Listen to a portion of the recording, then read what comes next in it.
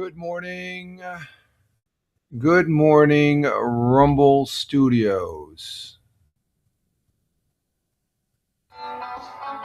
Good morning. Let me try this again. Hang on for a minute. 1 minute. Good morning, Rumble Studios. No, hang on for a minute. There we go. Good morning, Rumble Studios. Good morning, Rumble Studios. Good morning, Rumble Studios on this 04.22.2026.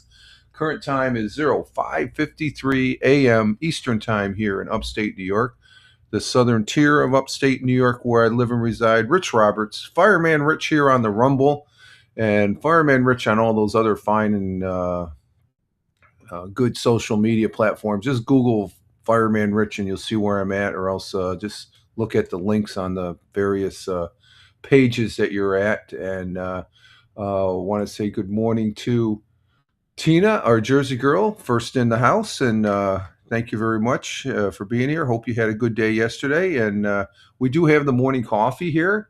And right behind Tina is our good friend down in Warner Robins, Georgia, Tony D. Good morning, Tony D.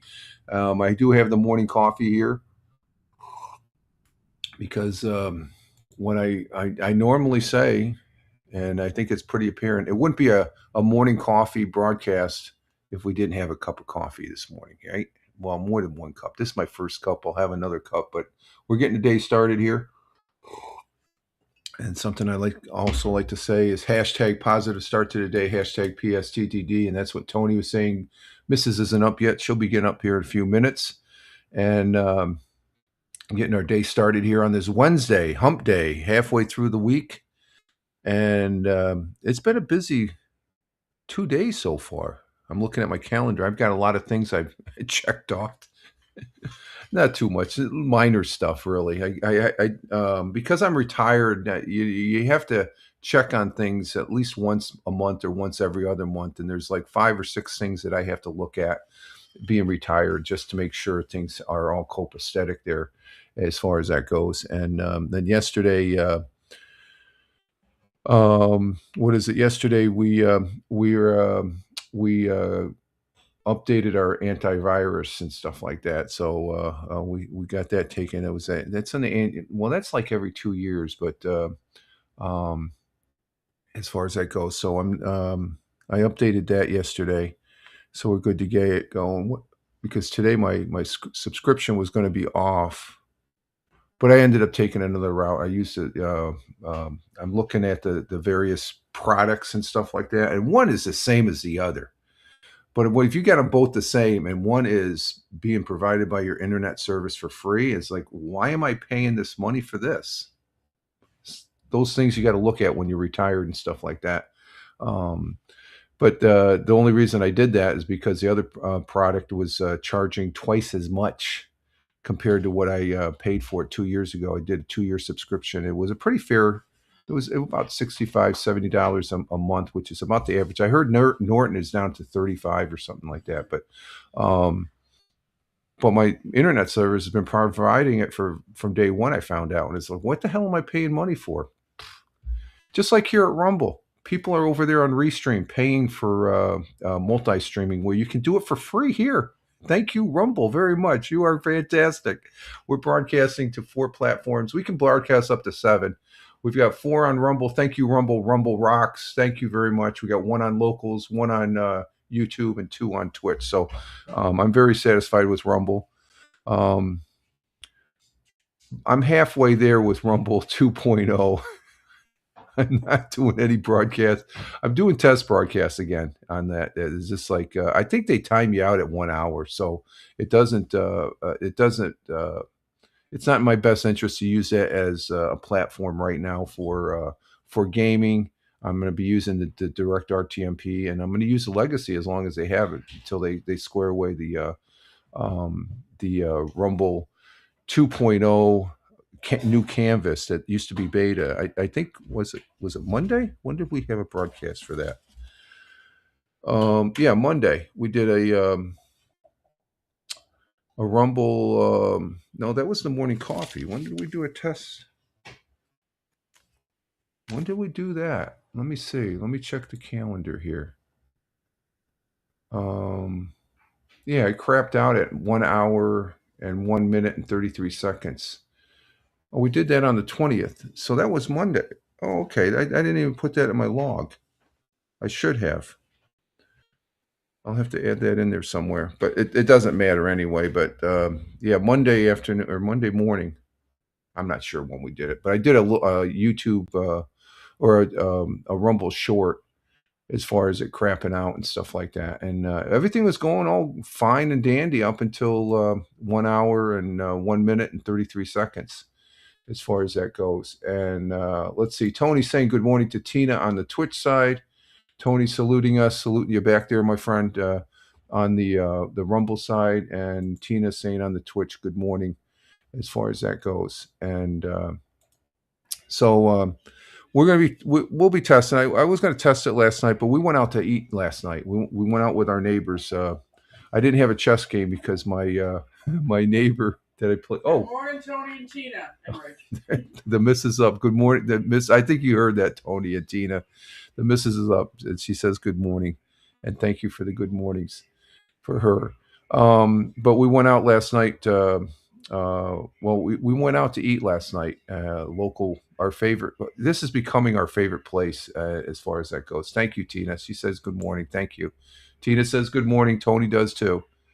And uh, so they gave us a call yesterday afternoon, and he said, "Yeah, sure." So they like the same place we go here locally and stuff like that, and they've got the best bacon cheeseburger. I ended up having a chicken speedy sandwich loaded or with raw onions on, and I had this Southern Tier beer. It had a blueberry flavor in it. Oh my god, was that good! And I don't normally do this. But I guess our neighbors, they end up having dessert. So we had dessert with them. I had, what was that chocolate cake? It was buttercream frosted chocolate cake. Yeah, buttercream. Oh my God, was it good? Oh my God, it was good.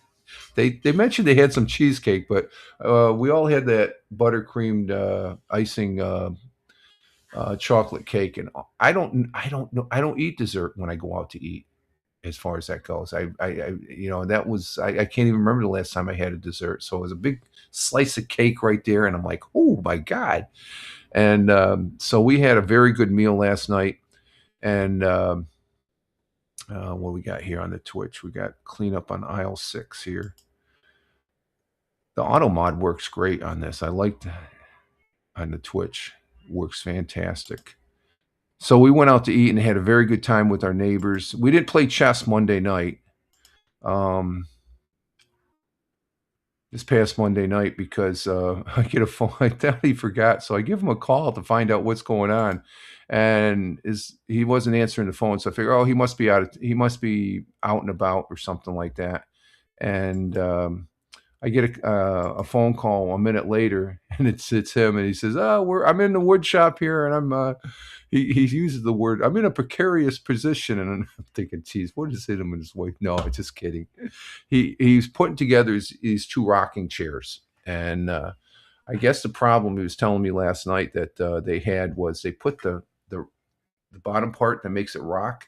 They had those on backwards, and that can make a difference. He said he had them labeled, but he put them on backwards for some reason. But he's making two rockers for a family member. I think it's his wife's sisters, but he's making some more because I guess he likes the design and stuff like that, and they're pretty nice rockers and stuff. I haven't seen it put together. I might see it today because we do have a chess game today. He did say we're going to play Wednesday, and he confirmed that. I got to pick him up this afternoon, and we'll go down to the library for chess club, which is just him and me playing a chess game there Wednesdays. But it's a different venue and stuff. And I like going to this library. As far as that goes, we're going. I call it the executive room. It's we're sitting there and stuff, um,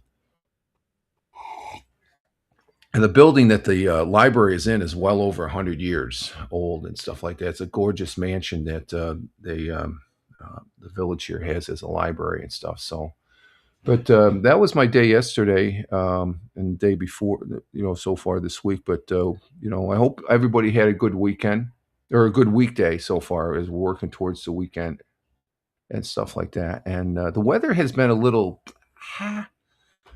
it's a little bit it's a warmer now than it has been the last 2 days as far as that goes. And let me see something. I'll check my audio. Yeah, if I didn't have audio, I know I would. Okay. Okay, it's at a good level here. Let's check one more thing. Yeah, we're at a good level as far as that goes because we are recording this to repurpose this over on Spotify at Fireman Rich on Spotify at Fireman Rich on Spotify. We use the Spotify for creators, which is part of Spotify at Fireman Rich on Spotify at Fireman Rich on Spotify, and we do appreciate the listens over there on Spotify and stuff. I do love doing the audio as well as doing the live streaming and stuff because I was doing the live streaming before the live. Yeah, I was doing the audio before the live streaming, and one of the things I mentioned, I mentioned that I have a blog. It's Fireman Rich at blogspot or dot blogspot at or no, what the hell is it? I can't remember it. But it's ironic because I mentioned this that what is it? The Fireman Rich blog is at firemanrich.blogspot.com. Okay. And you say Blogspot, is that still around? It is, yeah, it's still around. And actually before all these platforms, these social media platforms, like X, what used to be Twitter, Blue Skies, Facebook. I think Facebook was around back then, but I didn't get on Facebook because Facebook came. Yeah, they were out before I think X. I think they were one of the early ones. They came out after MySpace. I never was on MySpace, but Blogspot. I ended up having a blog and I was posting there before I posted on all the other social media feeds. So, but it's the same thing as far as doing the audio. I started with the audio as far as that goes. So, and then it just as the years went by, developing things, and staying with the audio and doing the morning audio broadcasts or the Anchor Morning Audio. As far as that goes, it grew to be this up to the live stream and stuff. But I love doing the audio still, and I do listen to quite a few podcasts and individuals that I used to listen to on the back in the day on Audio Boo, which is now Audio Boom. It's a paid service and stuff like that. But again, I go back to why pay for a service when you can find certain, like Rumble. It's free, folks. It's free and it's great, and I love using it, and I love to promote it, and I have no association with it. And let's see, my tablet is getting the circle of death. You seem to be offline. Why am I offline? What is going on here?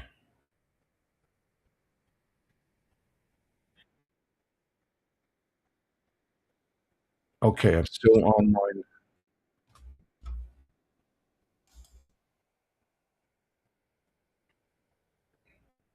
I'm still.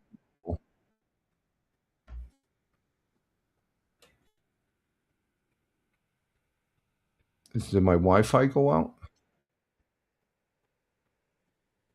Okay, let me check. Let me check my YouTube here. I think it might just be my Wi-Fi.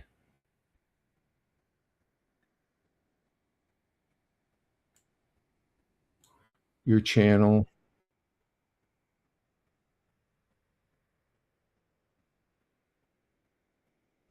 Okay, we're still up on YouTube. Am I still on Twitch? Tina, am I still on Twitch? Tony, are you still there? Okay, it looks like I'm on YouTube.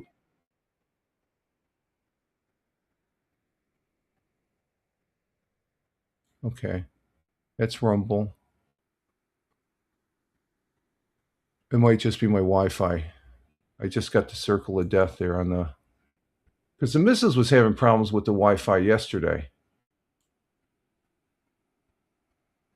Okay, we're still on. Okay, we're still on Twitch. Okay, I'm just looking at it on the computer. My Wi-Fi went down. Okay, let me see something here. Let me bring my Wi-Fi back up. Yeah, I could see it. The back TV is off too, so that's on Wi-Fi. Okay, a little scare there. Oh my God, the legacy is going belly up. Okay, thank you. We're still okay. I started getting the Circle of Death on my Surface 3, the tablet, and let's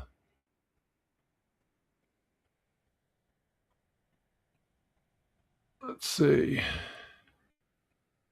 and also my phone here. So let me.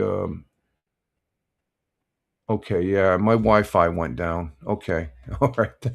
We're still here, thank God. I thought we had another Circle of Death like we did with the Rumble new Rumble 2.0. Let me get this. I just reset the Wi-Fi, so it should come back up here. Okay. All right, we're connected there on the phone. Excuse me. Okay, we're connected on the phone. Okay, so we're back up on the phone, and let's see. We enter there, and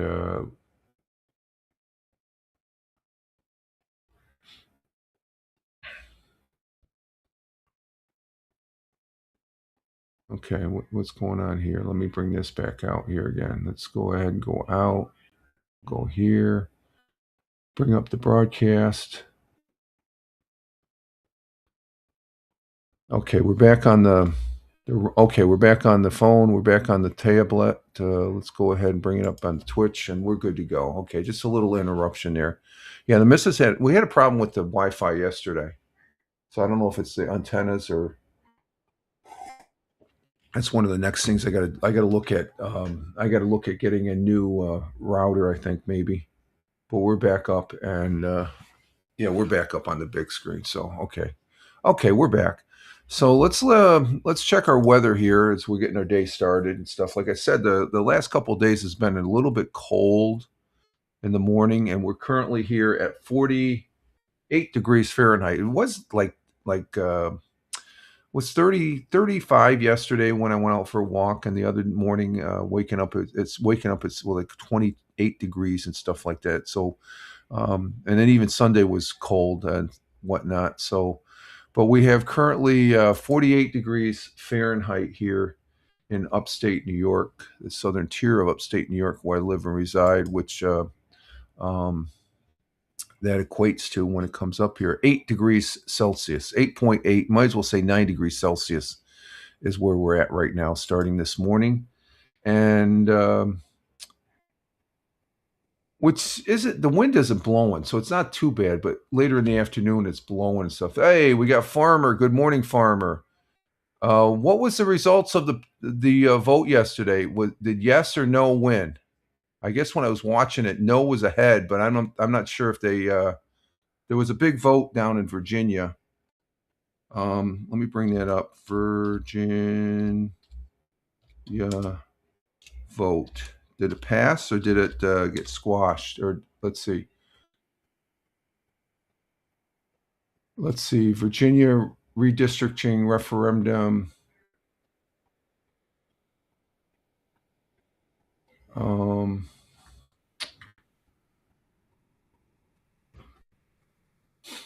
let's see. It's not saying who won or who lost.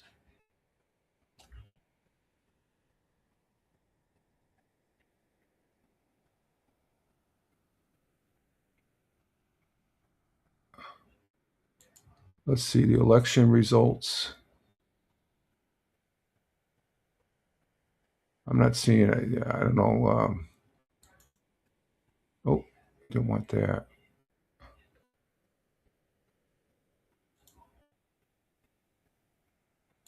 Let's see. The state is now called California East. Okay, so the yes vote won. I with a couple hours left, it looked like the no vote was winning, but Fairfax didn't come in.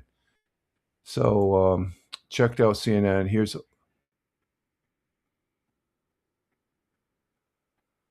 yeah. I don't really go to CNN. So, but that's all I need to know. That's fine. Thank you. Appreciate it. But the referendum, I'm seeing, because I got it up here now. Let me see here. Let's see, news. And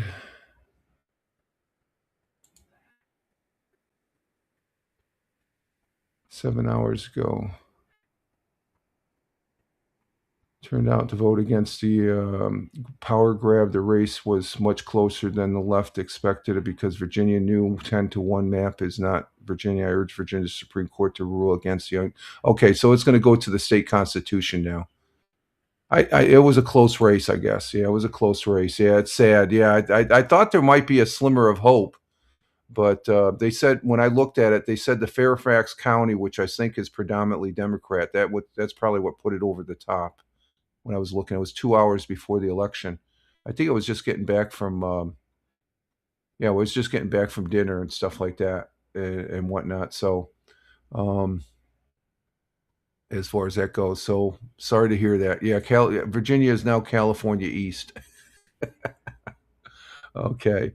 All right. There's our update there on that. Thank you, Farmer. Hopefully, the Supreme Court says otherwise and stuff. We'll see what happens. For our weather, like I said, it's 48 degrees Fahrenheit, 8 degrees, 9 degrees Celsius. We have cloudy skies here in the southern tier of upstate New York this morning, and will become partly cloudy this afternoon. Yeah, the sun's rising. I see clouds. Yeah, the sun's already up right now. Slight chance of rain showers, high 69 degrees Fahrenheit.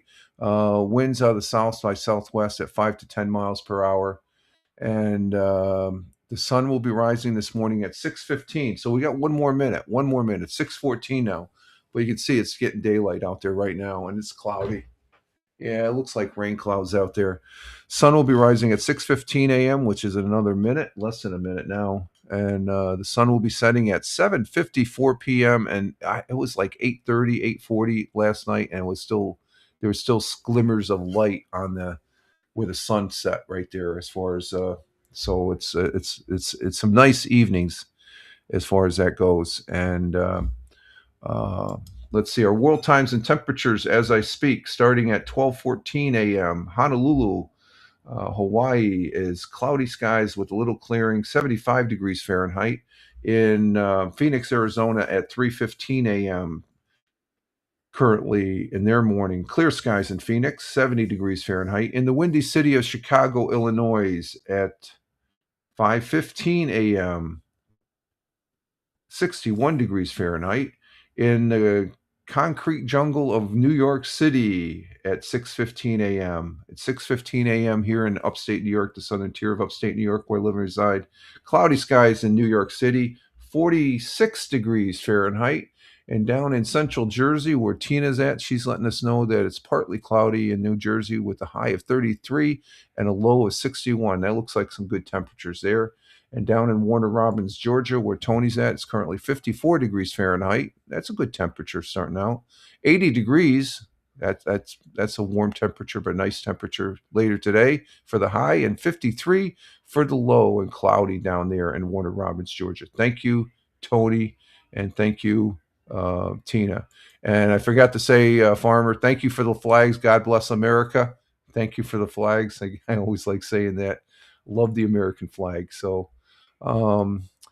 let's see our thought for the day. And it's a quote from a great American tennis player, and Mr. Arthur Robert Ashe Jr., who was an American professional tennis player. He won the Grand Slam titles in singles and two in doubles. Ashe was the first black player selected to the the United States Davis Cup team, and the only black man ever to win a singles title at Wimbledon. And he was a good player. He was a damn good player.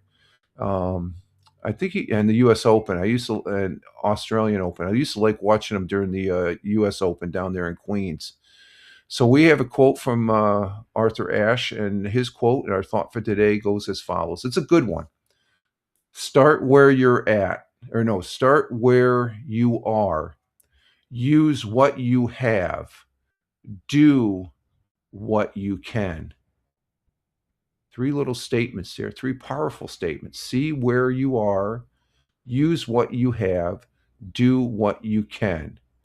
And I think it's pretty self evident what he meant by that.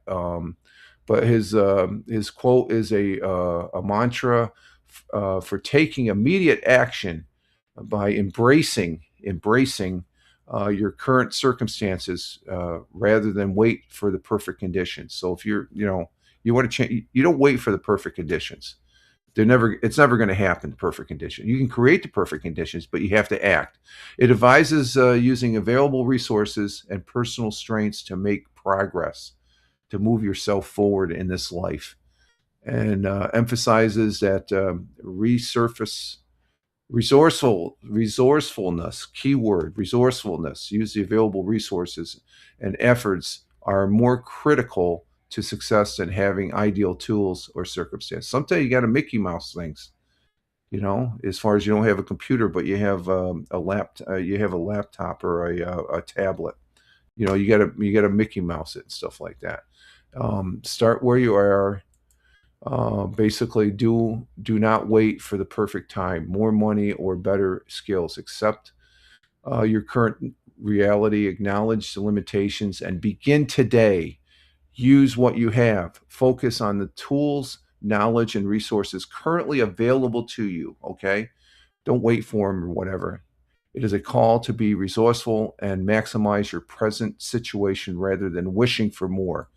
If you're wishing, you're just wasting time.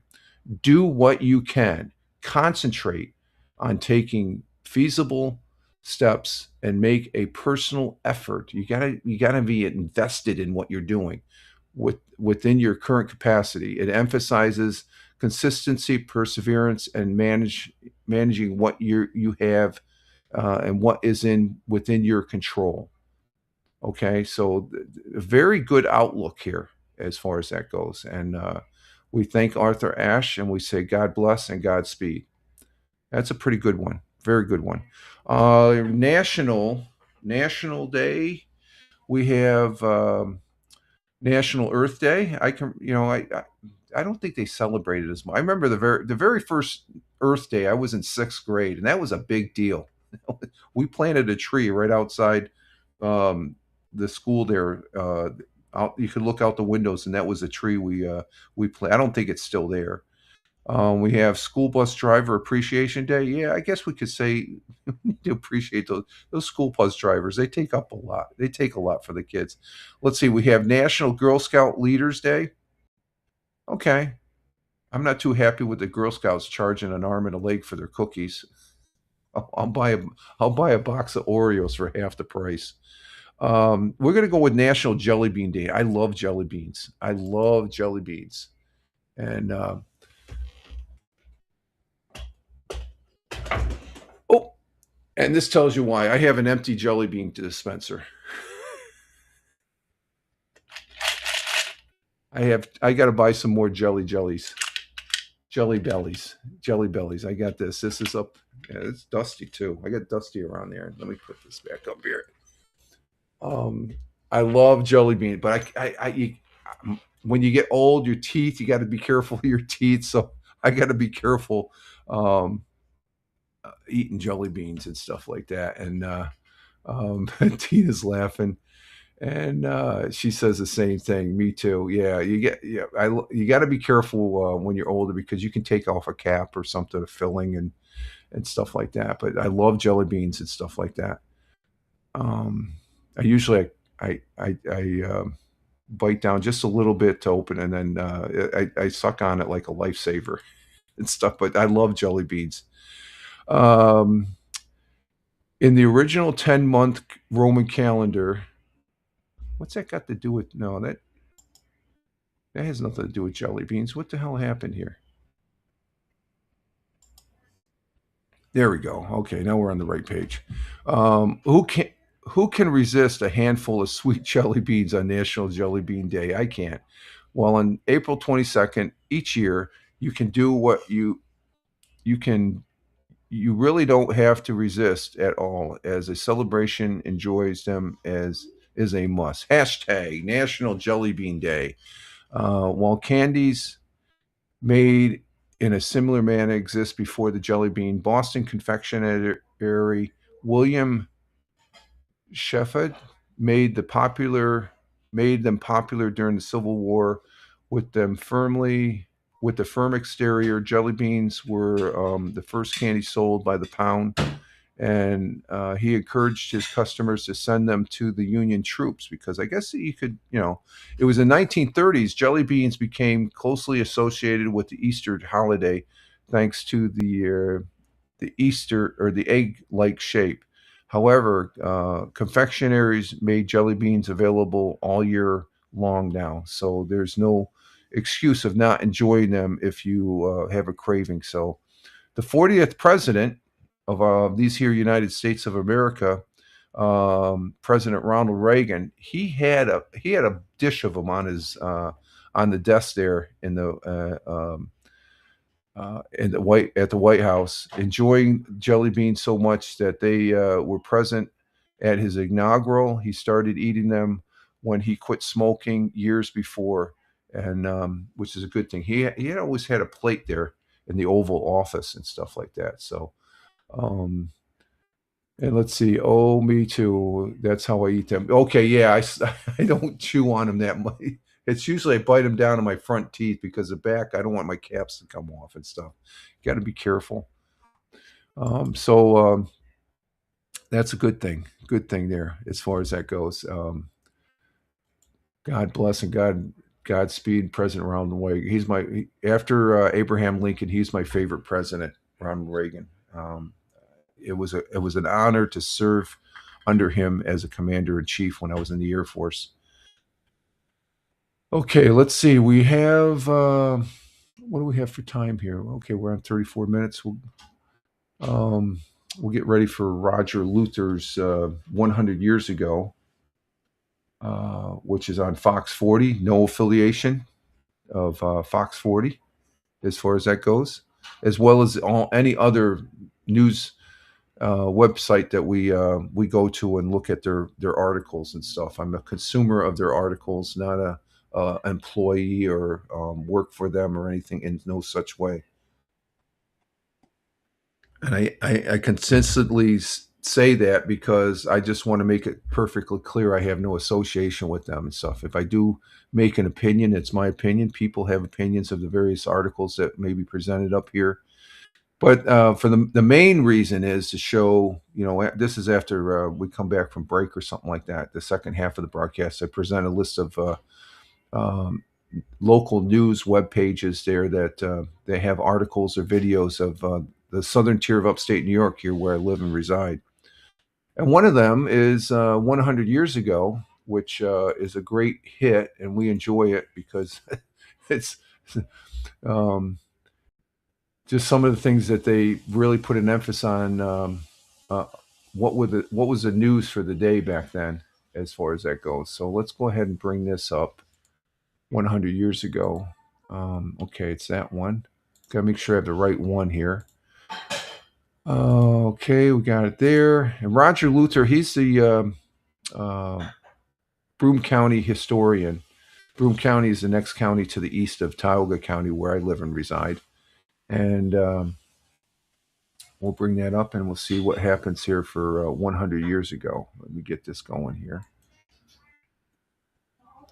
Oh, shoot, what happened? I lost it. Hang on for a minute. Damn it. I got too many web pages up here, folks. Let me get this one here. Oh, let's see. Let's just go this one. Where is that? In my query here. There it is. Okay, we found it. Okay, we're getting it set up, folks. We're getting it set up. Hang on. Here we go. All right. Go back to present. Bring it up there. We share it. And there it is. Okay, we're back with it. Okay, let's go ahead and get this going and see what Roger Luther has to say for 100 years ago. And this is as of this past Monday, April 20th, 1926.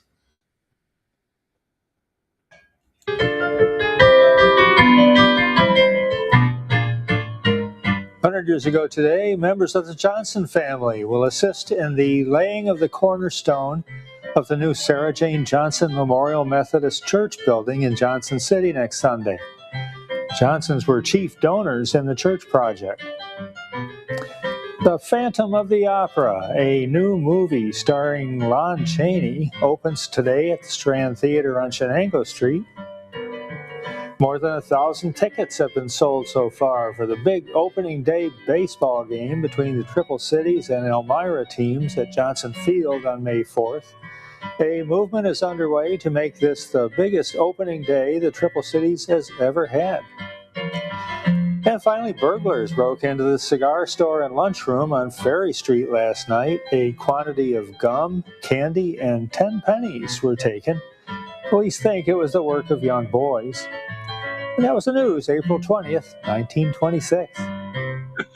They made off with 10 pennies, folks. 10 pennies. Oh, my God. Oh, you get the sugar-free jelly beans? Yeah. Let's see. What was 10 pennies worth in 1926? Let's see.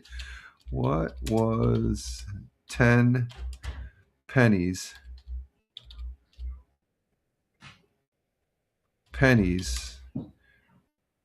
from 1926 worth in 2026?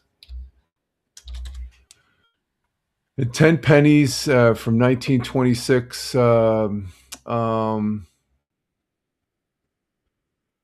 with 1926 pennies they were worth 50 cents to $3 each. A set of 10 in average condition is worth, okay, they were worth so they're worth 50 cents of value. What was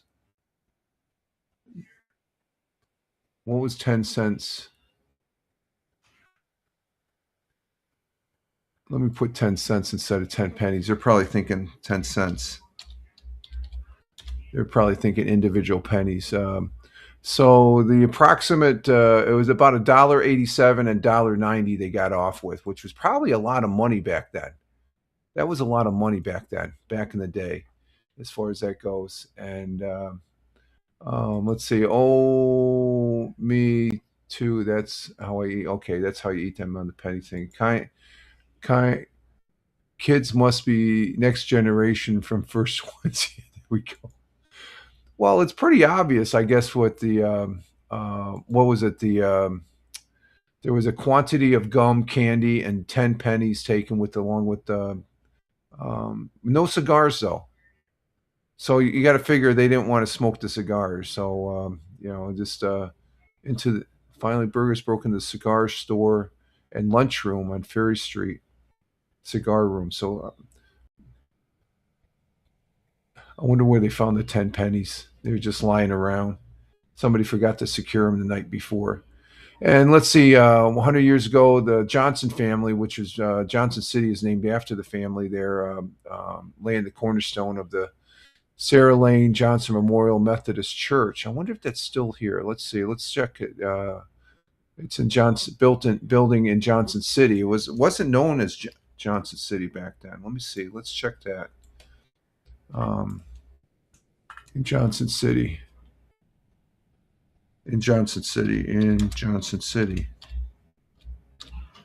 Sun City. Yep, the church is still there. Let me bring it up here. Let's see. Where is it? Oh, there it is, right here. There's the church. They laid the cornerstone 100 years ago today, or from Monday, and there it is right there. That's the church in Johnson City. So it still stands 100 years later, and it looks like a pretty nice church there. As far as that goes, let's see. Let's go. Let's see. We can go down this side. Let's see. And that looks like the new parking lot they're building. It looks like a new building of some sort. Let's go on this side. Let's see this side.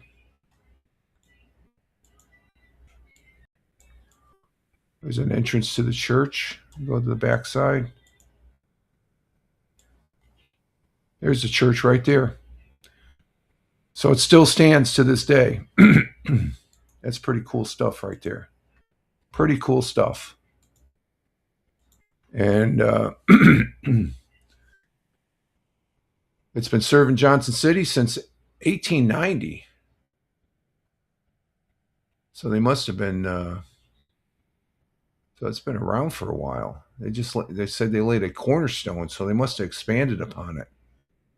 So let's see. They have any information on it as far as that goes? Nope, that's it. Okay, so that's pretty cool stuff there. Okay, we'll get rid of that. Get rid of that, and we'll bring the scroll back up. So thank you, Roger Luther, for 100 years ago. What was the other item there? The tickets. The big movie of the day. Of course, movies was a big new thing back then. The Phantom of the Opera. So, and I don't know if that was a talkie. And then they had the big baseball game. 1,000 tickets had been sold. So that's a big turnout for the ball game as far as that goes. So there we have that. Thank you, Roger Luther. Greatly appreciated. And it's always fun seeing what happened. Those kids, those pesky kids, they always get into trouble. Okay, in other history, on this day, today, April 22nd, in 1889, the Oklahoma land rush began at noon as thousands of homesteaders went out and staked their claims.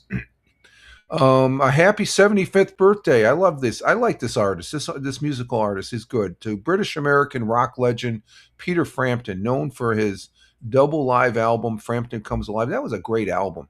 He was hitting it, and the hit Show Me the Way. He was born in 1950. Let's see. Pink Floyd. I like the group, but there's one of the band members there. He sort of shit on what's his name from Black Sabbath? What's his name?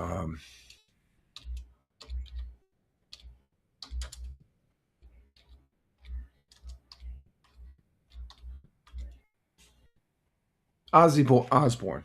Hey Jack, what are you doing up here? Ozzy Osbourne. I couldn't think of his name. One of the I think it was Waters from Pink Floyd, that after Ozzy Osbourne passed away, he shit on him or something like that with some commentary. Just leave the guy. He's passed away.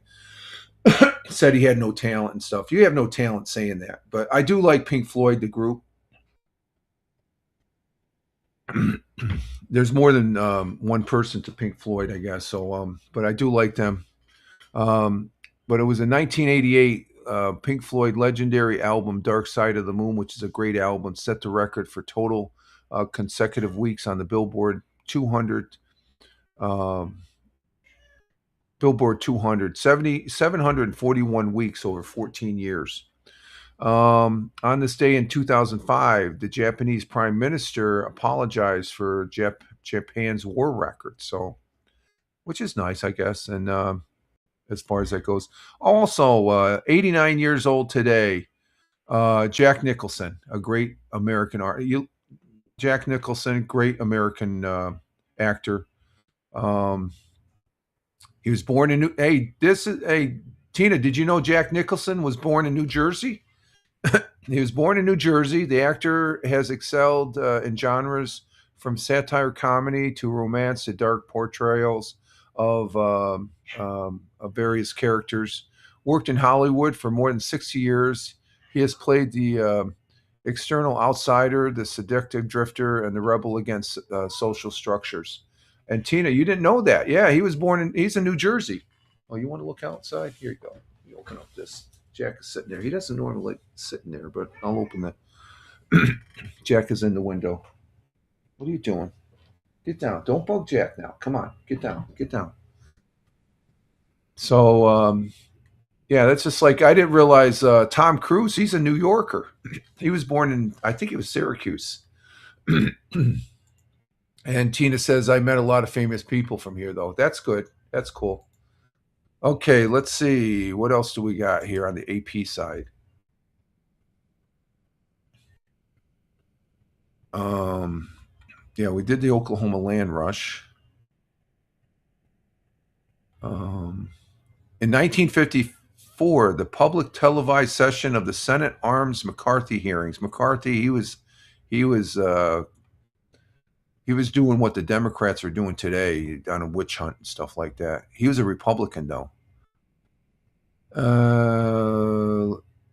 1970 was the first Earth Day. An estimated 20 million Americans participate to gather for the Earth Day, a series of events proposed by Senator Gaylord Nelson of Wisconsin to promote environmental protection. 1994, Richard M. Nixon, the 37th President of the United States and the first to resign from the office, passed away in a New York hospital 4 days after a stroke. He was 81 years old. God bless you, Richard M. Nixon, and Godspeed. And though he resigned, he was the one that opened up our relations with China.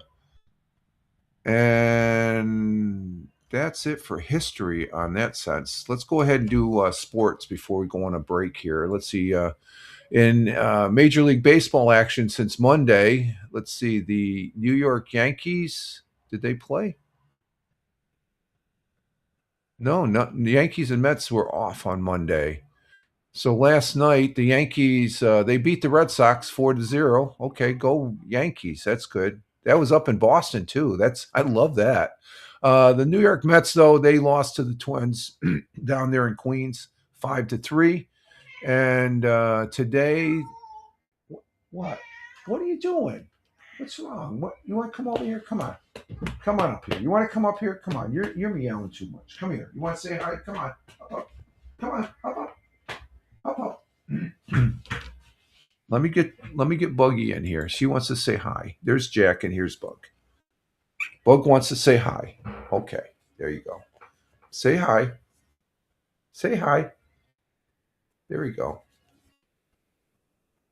And Tina saying hi to Bug. And that's Jack in the window. So I got two cats.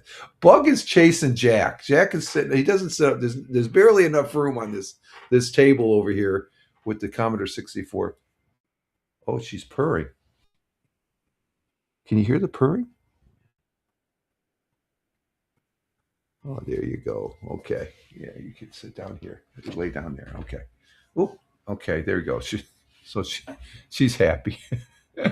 And Tina's saying hi. Hi, Jane. Jack. No, Jack. That's Jack. Hey, Jack. He's looking at something. He's looking at what are you looking at, Jack? Over there? You looking at some birds? Oh, he's seen something. Let's see. Let's get back to baseball. Let's see. Today, the Mets will be playing the Twins again, and the Yankees will be playing the Red Sox up there. Red Sox and Yankees at 6:45, and Mets and Twins at 7:10.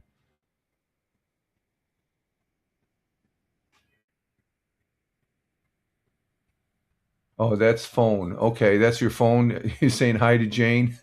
Okay, say hi to Jane for me.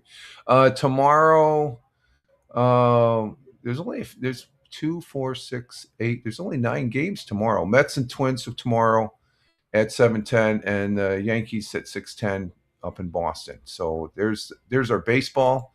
Our NHL action. Sorry to say that the Boston Bruins. I didn't watch this game last night. I forgot it was on. And I shouldn't have. I knew it was on. I just wasn't looking at it. But the Boston Bruins beat the Sabres 4-2, so it's tied 1-1. And they play again when they play. Their game 3 will be played up there in Boston on Sunday. So they don't play till Sunday on the 26th. So Buffalo Sabres will be playing. Oh, they were up in Boston. Do they play up in Boston? We'll have to check on the news there from our sports pages. Let's see, the UFL. We already talked about who won and all that, but UFL announces that the Renegades have traded quarterback Luis Perez to the Battlehawks. Now, Luis Perez, he's a good quarterback. I'm surprised they saw it. So the Battlehawks, that's a good thing. The United States Football League announced today that the Dallas Renegades have traded quarterback Luis Perez. He's the best quarterback in the thing. I'm surprised to the St. Louis Battlehawks for T. Corey Stewart. Perez, a veteran of 8 spring football leagues, led the UFL in passing yards in each of the past 2 seasons and helped guide the Arlington Renegades to a league championship following a mid-season trade. He's a good quarterback, so that should help the Battlehawks. That's my favorite team right there, as far as that goes. And Tina says yes on the phone. Yeah, don't you're sort of multitasking on the phone, Tina? Yeah, there we go. Let's see. And today there's a football game over there in the Premier League, and that's a soccer type. And Burnley is playing today at 3, Manchester City. So let's see, what channel is that going to be on? Oh, shoot. Oh, USA Network. So I'll be watching on USA Network today at 3. So, and Manchester City, they beat Arsenal this past Sunday. So they're only 3 points behind Arsenal. So they got to beat up on Burnley. Where's Burnley on the they're currently, they're like 19th. So they're not that. So they should Manchester City should win this game, hopefully. So knock on wood. Let's see, that's it as far as the sports goes. And let's see what time we got. 54 minutes and 54 seconds. And it's been a good first half here of the broadcast of the Wednesday Morning Coffee. But I'm going to go ahead and I'm running out of coffee.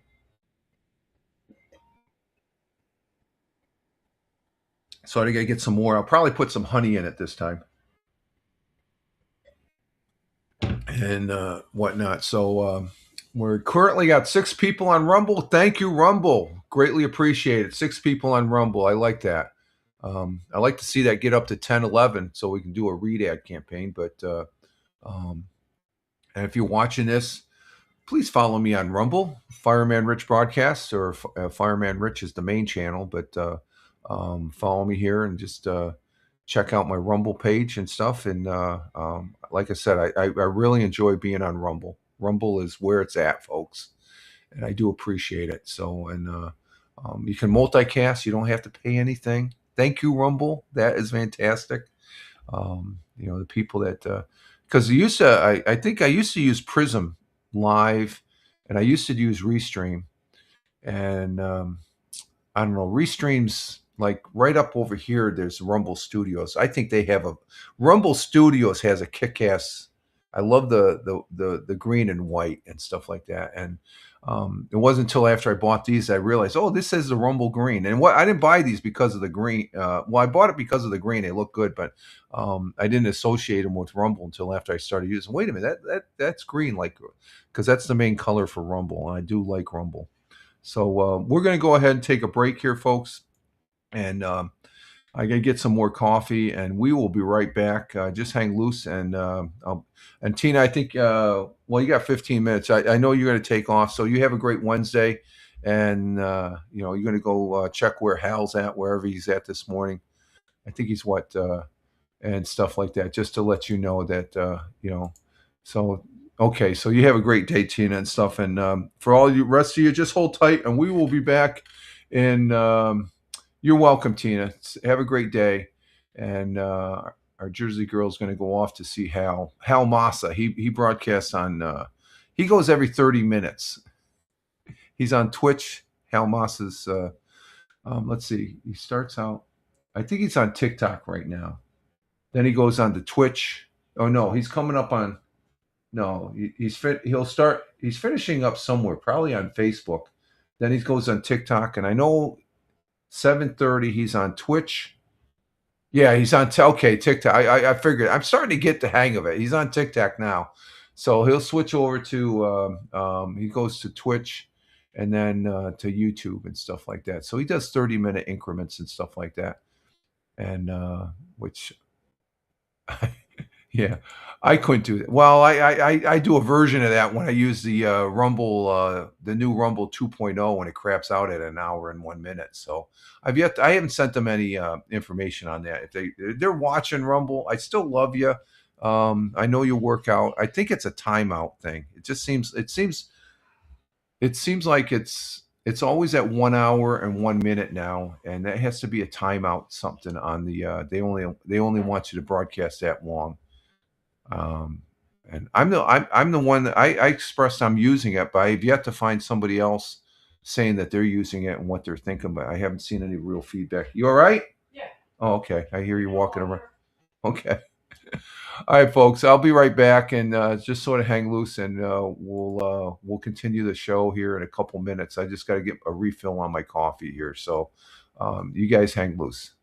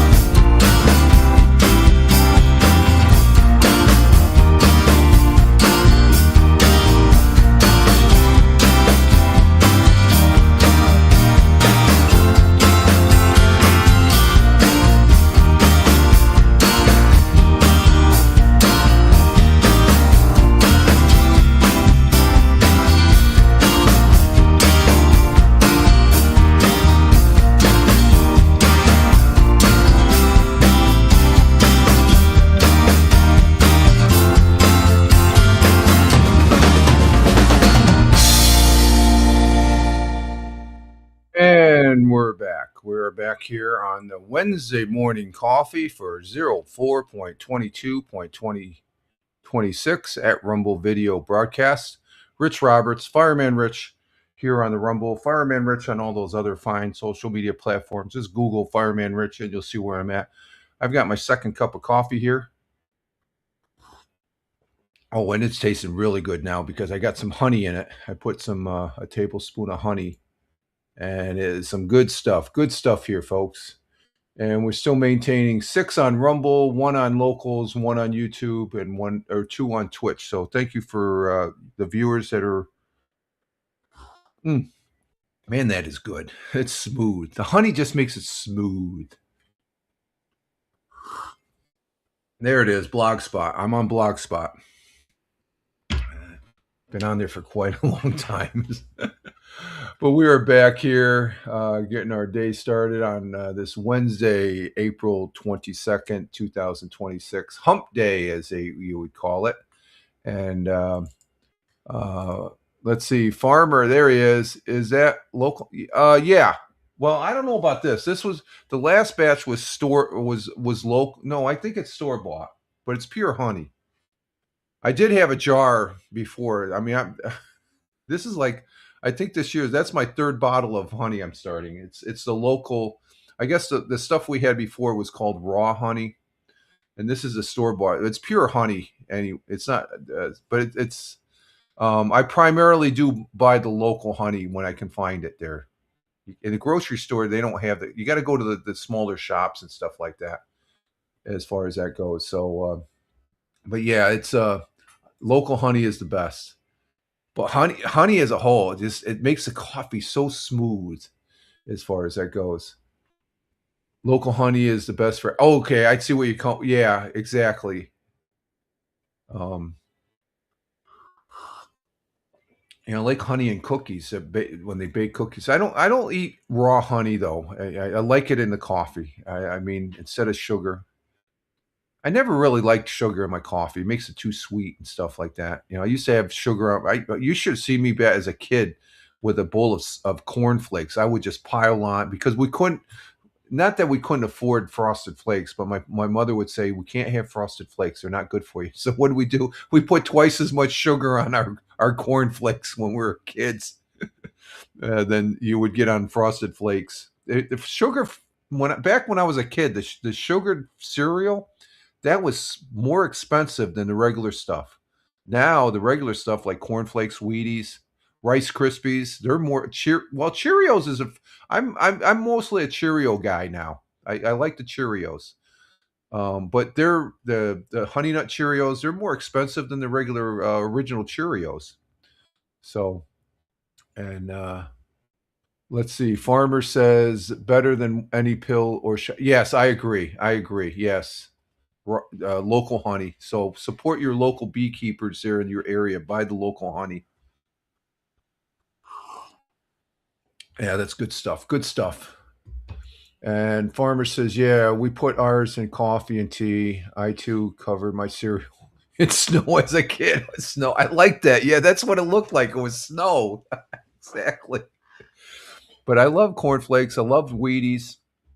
And I put a tablespoon or 2 or 3 tablespoons of sugar on top and stuff like that. And sugar was cheap back in the day. Now it's expensive as hell and stuff. But at any rate, I'll be having my Cheerios, I guess, here before I go out for a walk, which I probably will. It's we got some clear skies developing a little bit out there. It's still 48 degrees Fahrenheit, so outside. So let's see. We're going to be going over our web pages here that we normally go over on the second half, and see what's in the local news here that's here in the southern tier of upstate New York, where I live and reside. And let's see what happens. Let's see, we're at 1 hour. Okay, where are we at? Oh, we're at 1 hour 7 minutes. Oh, I thought we were at 54 when we took our break. Okay, 1 hour and 7 minutes, 8 minutes. Yeah, 1 hour and 8 minutes now. And we'll check our our web pages here, and starting with Fox 40. Again, I have no affiliation with let's see, we got Fox 40, WEBO, the radio station here in Owego. We got WNBF, the radio station up in Binghamton, Channel 12, WBNG, the TV station in Johnson City, WAAL 99.1, Classic Rock in Binghamton. Channel 34 is up in Binghamton, WENY, which is out in Elmira, Channel 18, WETM 18 News out in Elmira. Look at the Penny Saver, that's local here in Tioga County. WKGB, that's 92.5. That's they've been around for 100 years now, but they're primarily a rock station, good rock station. We'll look at 104. Their articles are the same as WAAL and WNBF.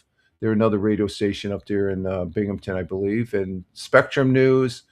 Then we look at Country 106.5 WYRK webpage, Buffalo Country's Rock, and their sister channel 93.7 WBLK, the People Station, Buffalo Urban Radio. And then Buffalo's Sports Radio, WGR AM and WGR 550 AM Sports Radio. We'll look at their webpage, as well as 1440, which is something that Tina told me. I don't look. Let's see. Oh, we got something there. Oh, Deplorable. Hey. The Deplorables just subscribed with Prime. Thank you. Good morning, Patriots. Oh, I like that. Good morning, Patriots. Thank you, Deplorable. Subscribing. Yeah, okay. Oh, I got that. Let's see. It doesn't. There he is. Okay, there's Deplorable. I was just looking on Twitch. Subscribe for Prime. 8 months. Thank you very much, my friend. God bless you. God bless America, and thank you very much. I am humbled as always. You don't have to do it. He subscribed with his Prime. And this is 8 months, and I do appreciate Deplorable coming in from Bradford, Pennsylvania, our good friend on the Rumble side, but he went over on the Twitch, as you heard, and I thought we had another follower. You know, I don't hear that, so when I hear that, it's like, what's going on? Huh? Good morning, Deplorable. Hope all is well out there in Bradford, Pennsylvania, which is right across the border and a little to the west from Olean, New York, which is the home of St. Bonaventure's University. Is a great university. Been out there quite a few times and stuff like that. And Olean's a nice little town there. Nice little town. Nice area out in your neck of the woods there, Deplorable. And he's in the Commonwealth of Pennsylvania as far as that goes. Hope all is well as going with you this week. And again, thank you for the Prime. Very much appreciate it, my friend. Thank you. You know, I don't do this for the money, but you guys want to throw some money at me. I'm just going to say thank you very much, and God bless you, and it'll be used for the channel. I do something here. I don't have to bother the missus for some cash there to do something with the web page here or the thing and stuff like that. And that's what a broadcaster should do if they're affiliated and they're getting a few bucks here and there and stuff. Invest it back in your channel and stuff, because your viewers are paying for you, paying you that money. So you should return the favor and try and make it a better broadcast and stuff like that. So, and good morning, Deplorable from Farmer. That was pretty cool, man. Yeah, he's been doing it for 8 months now. He's on a regular basis. He's a regular guy from the Prime and stuff like that. So if you have Prime, I guess you could do that. It doesn't cost you anything. I guess you know. And Deplorable saying good morning to Farmer there, who now lives in what he is calling California East after last night's election or referendum voting, as far as that goes. I like that, California East. And I think that's going to be overturned in the Supreme Court, maybe in Virginia. We'll see what happens. It's not the same. I mean, I looked at that districting, and it's like, holy crap. You're more blue. Now, at least New York State, if you were to show, most of New York State is red except for the cities. They're all blue. That's what makes it a blue state. And Virginia is the same thing, because last night when I was watching, or I looked real quick when I got back from dinner, it was a couple hours before the end of the the voting there for the referendum. I think the no vote was ahead by like 50 to 60,000 votes. It was close. They were up around over 54%, and the yes votes were down in the 40s.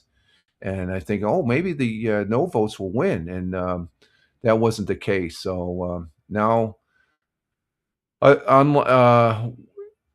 was it Farmer? You live in a state where you have a not so good governor, I guess. And I'm saying that mildly, I guess, compared to what you would say about her. But now it's California East.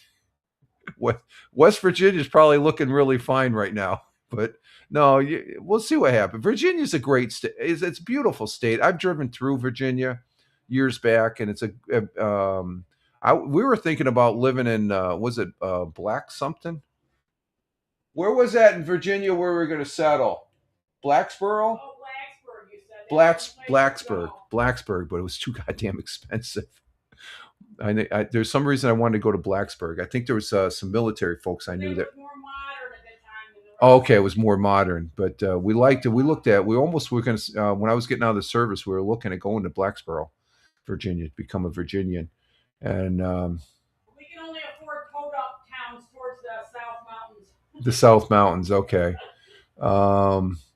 Let's see. Deplorable says, "Wait, does that make me affiliate with Prime?" I don't know about that. Deplorable. I don't know. And let's see. And Farmer says, "I'm really looking to Tennessee." We were looking at Tennessee too at the same time. Tennessee is a beautiful. We drove across the state of Tennessee. Tennessee is a beautiful state as far as it goes, and you're really looking at Tennessee. And if you can afford to live, oh, that's Black. Yeah, we found out that it's pretty expensive there. It's like, whoa, wait a minute. This is we thought was like in the rural area but it was it's a modern area too. I think it was a lot of tech was going down there too, I guess. But I knew some people. Blacksburg was, yeah. Yeah, Blacksburg. There was a lot of tech that was companies that were going there and stuff, and I knew a couple people online that were living there, and it looked pretty inviting and stuff. But Virginia is a beautiful state. It's a beautiful state. It just you don't have a beautiful governor. It's literally you don't have a beautiful governor as far as that goes. But and neither do we here in New York. So I'm not. I just hope if our current governor, I guess it looks like she may get reelected. I hope she doesn't take the road that the Virginia governor took and stuff like that. Maine is nice, but they got rhinos up there as well. Yeah, Maine. The only thing I don't like about Maine is, and this is going back years back. I've told this story before. When I was stationed up there at Hanscom Field, there was a bunch of us that we went on a canoe trip. It was right over the Mass. It was right in Maine, just over the Maine, Massachusetts, Maine. They've got some big ass mosquitoes up there. I mean, we were on a 2-3 day canoe trip. We were drinking a lot of beer, man. I remember that, man. It's like I don't know how we made it down that no rapids or anything like that, but I think we even stopped off at a little. There was a little village there that had a Stop and Shop. We had to load up on beer again. But the mosquitoes up there, they were freaking huge. I said, what the hell? They could carry you away. That's the only thing I associate with Maine. But that was in the beginning of Maine. I guess if you go back up, the Maine coast is supposed to be beautiful as far as that goes. So, oh, speaking of Maine, was our show on last night? No, Okay. no, something else negative. Yeah, we watched the CBS show Dr. I think that was a season finale then last week. Yeah. Dr. Best. That takes place at a Best medicine. Best Medicine. Yeah, the doctor is known as Dr. Best, but it's Best Medicine on Fox. On Fox, it's a show there that's really good. It takes place in a little coastal fishing village there and stuff like that. And it's a good program. It shows a little bit of Maine and stuff like that. And let's see, Deplorable says more lighthouses than the rest of the country in Maine. Yeah, that's for sure. Yeah, I know that. My father, he used to collect the little statues of the various lighthouses. He was an old Navy guy. He loved lighthouses, the different designs and stuff like that. Okay, let's see. So let's see what we have on the news dockets here for to present. And let's see, what do we have over here? I got to get rid of the sports here. We don't need the sports anymore, so I'll get rid of that. And Farmer says Virginia has more data centers. So there, yeah, that's true. You got lighthouses up in Maine, but there's as many the number of lighthouses. There's as many data centers down there in Virginia. Yeah, that's for sure. And wow, we got 7 people over on Rumble. Wow, come on, crank that up to 10, folks. If you want to, I don't care. I just seen that. That's great to have that. Usually we average around. Oh, it went down to 6. I scared somebody away. Okay. No, Rumble's a great place. I love Rumble. Okay, let's look at our our web pages here, so I can show you a little bit of see what's going on here in our neck of the woods of the southern tier of upstate New York. Let's see. Oh, we got the 15th annual robotics competition. Where's that taking place at? Oh, Bruni. Is that Binghamton University? It's probably. Let's see where this is at. This is a robotics competition, 15th annual robotics competition. There's a lot of tech involved up here in the southern tier of upstate New York also, as far as that goes. So let's go ahead and bring this one up. This is on Fox 40. Oh, let's see what happened. Oh, I gotta represent it here. Let's see. Okay, let's see. We got it there. We'll go ahead and bring it up, and there she is to present it. I'll just drop my camera here so we get started, and we'll see what this is all about. Here we go.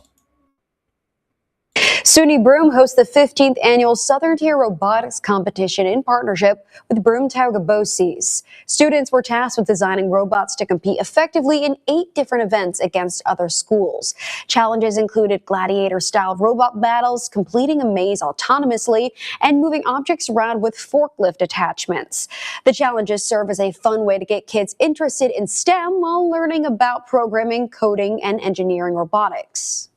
I think it's a great thing for kids to get into, problem solving, engineering, computer coding, all the stuff that you're going to need to get a job in the real world. So it's a great way to get out in the community and compete against other schools. Okay, so there's a competition, and what was his name? Anyway, that's at Broome. SUNY Broome. That's Broome County Community College. It looks like they're in the gym there. As far as that goes for the robotics competition, it's battling robots. It is a program. I can't remember. They had the battling robots on TV. It's always as far as that goes. Deplorable says there's a BOCES in Olean, New York. Oh yeah, in Olean. The BOCES is out there in Olean too. As far as that goes, as far as part of the SUNY system, which is a great system. I have to say that is a very good educational system here in New York State. Okay, because my kids have taken advantage of that back in the day and stuff like that, and I know other people. It's a great start. It's a good educational. That's I think that's a plus that I put on the New York. Other than the tax, we have high taxes, but I'm in an area right here in Tioga County it's pretty decent tax wise and stuff. So, but SUNY is a great college organization, and that's up there in Binghamton, the Broome Community College. It's for SUNY. Okay, what happened to my audio? My audio just dropped or what? Not sure. Let me reset. Okay, we reset our mic. Okay, now it's a little bit better. Okay, I'm not sure what's going on there. Let's see, bring that up there, and that should take. Okay, there we go. Okay, we're good. I lose the I can hear myself talking in here at the same time. So when it drops, I'm thinking I lost my audio. Yeah, only on they have, but the main university out there is St. Bonaventure's, and like here in my area, you got Binghamton University, but um, BOCES is also here in the southern tier of upstate New York. Okay, so there's that competition, and there's a lot of tech involved in that as far as that goes. Okay, let's see. South Mill Tour in Castle Creek Showcase. Oh, this is the lumber. Right outside Binghamton on the eastern part, there's a lumber. New York, we have lumber. The Southern Tier We have a lumber industry here in New York State. And this is an article where a sawmill tour in Castle Creek, which is on the other side of Binghamton, but it's still here in the southern tier, a local lumber industry. Let's go ahead and look at this one here. Okay, there she is. Let's go ahead and drop the camera, and we'll go ahead and give this a listen. The Southern Tier chapter of the New York Forest Owners Association hosted a tour today at A.D. Bowman & Sons Lumber Company in Castle Creek. Visitors got an inside look at how raw timber is processed from logs arriving at the mill to finished wood products. The fourth-generation family business is celebrating 100 years and continues to play a major role in the region's economy. Adam Bowman, the president of Bowman & Sons, says the goal of the tour was to connect the public with the lumber industry and show how it impacts everyday life. He says that many people don't realize just how far-reaching that impact really is. It's good to reach out to people and help educate of what exactly our industry does and what it has to offer and how much of a part of their normal daily lives that it actually is. A lot of the stuff that comes as a result of our industry is necessity. It's not things that we might want. It's actually needs, paper, goods, all the way to certain makeup has wood fiber in it. So, I mean, there's all kinds of products out there that we use in a normal. So there's Bowman Lumber. They've been around for 100 years. Fourth generation this guy is in charge of as far as for that. And the lumber industry is very, very present here in New York State. I know some of my best friends that I grew up with are in the lumber business. So they have a big thing up in Boonville that highlights the lumber industry. Boonville, that's up in the Adirondacks there, sort of northeast of Syracuse and Utica, up in the Adirondacks. Boonville's a great town, but they have a big festival up there to celebrate the lumber industry here in New York State and stuff like that. So a good article. But fourth generation, 100 years and stuff. I think that's pretty cool. Hey, Big Juice. Big Juice is in the house, coming in from Buckeye State of Ohio. Good morning, Steve. Good to have you here. Glad to see you. And welcome. I hope your week is going good. We're just getting into the second half of our broadcast here, showing the various articles around the southern tier of upstate New York here where I live and reside. That was the second one off of Fox. What else do we got? Anything? And nope, that's it for now. Let's go ahead and see what we have on WNBF or WEBO. WEBO, what do we have? Nothing on WEBO. You don't have nothing on WEBO. Let's check WNBF. What do we have over there? As far as articles.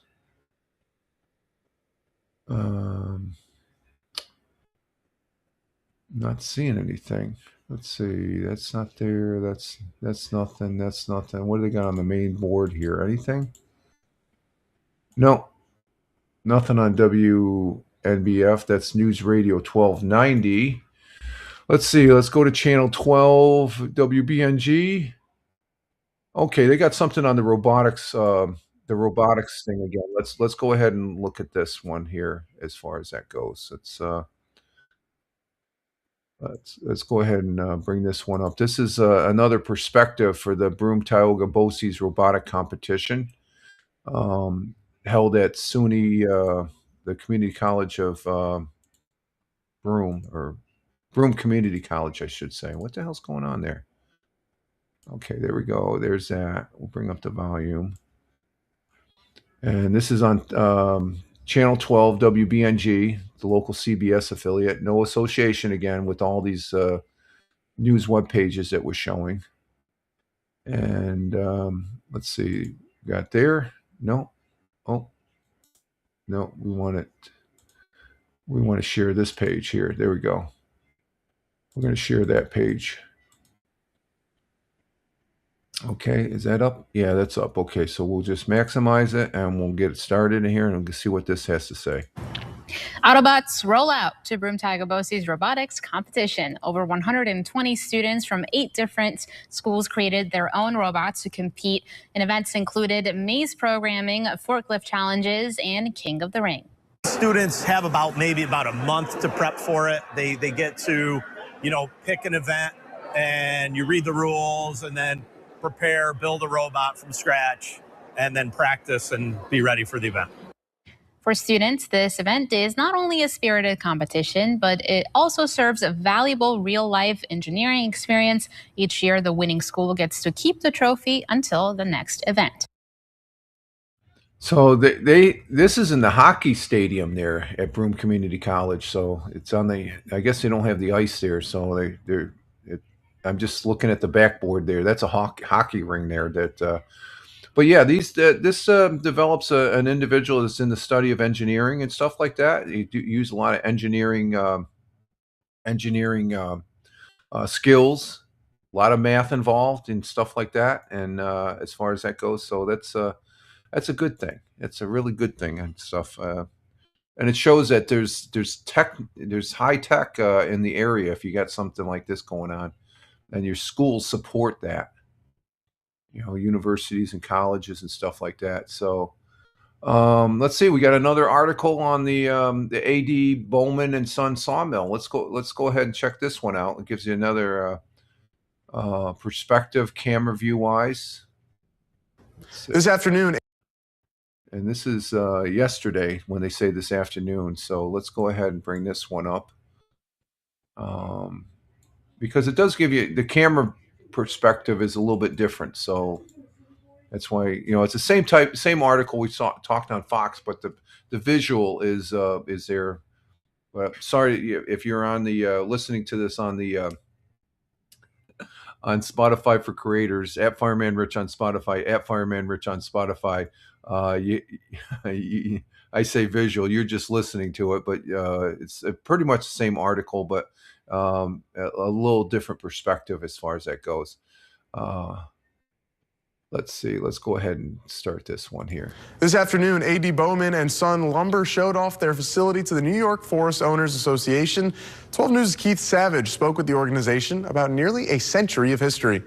To employees at the A.D. Bowman and Son Lumber, their everyday job of cutting timber and lumber may not be too exciting, but people are interested in learning the process. This afternoon, President Adam Bowman led a tour for the New York Forest Owners Association. To help people explain or understand a little bit better what the forest products industry is about, especially in our case, a sawmill. A lot of people don't understand what really happens at a sawmill. It's just not a common, I would say, like a dirty jobs type of thing. The group saw a step-by-step process from cutting the wood to the finished product. President of the New York Forest Owners Association, Ed Newhouser, was excited to see one specific thing. Lumber handling, because I have to pick up and handle all those pieces by myself.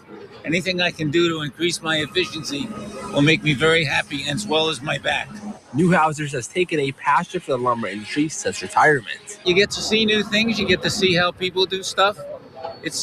I find it really interesting to take a tree and turn it into furniture for my relatives and flooring and kitchen cabinets for my wife and all kinds of stuff like that. A.D. Bowman and Son Lumber will hit their 100-year anniversary this summer. Reports were cast. Okay, so there it is. All the lumberers and stuff like that, the lumberjacks at the sawmill, and probably after 100 years, it's probably a lot more advanced than what it was. So, but it goes to show that The lumber forestry industry is alive and strong here in New York State. Most people they think, oh, New York, they think in the New York City. No, there's a lot more. You got lumber, you've got dairy farms up here, you got vineyards up in the Finger Lakes, you got the Adirondacks, the Catskills. Again, the Finger Lake area, the out there in Buffalo area. There's a lot going on out there. There's a lot going on in New York State and stuff like that. It's not just New York City, which sort of irks me a little bit. Okay, let's see. That was pretty good. Gives you an idea what the sawmill industry is here in New York State. Okay, let's see what else we have on WBNG. That's two good ones there.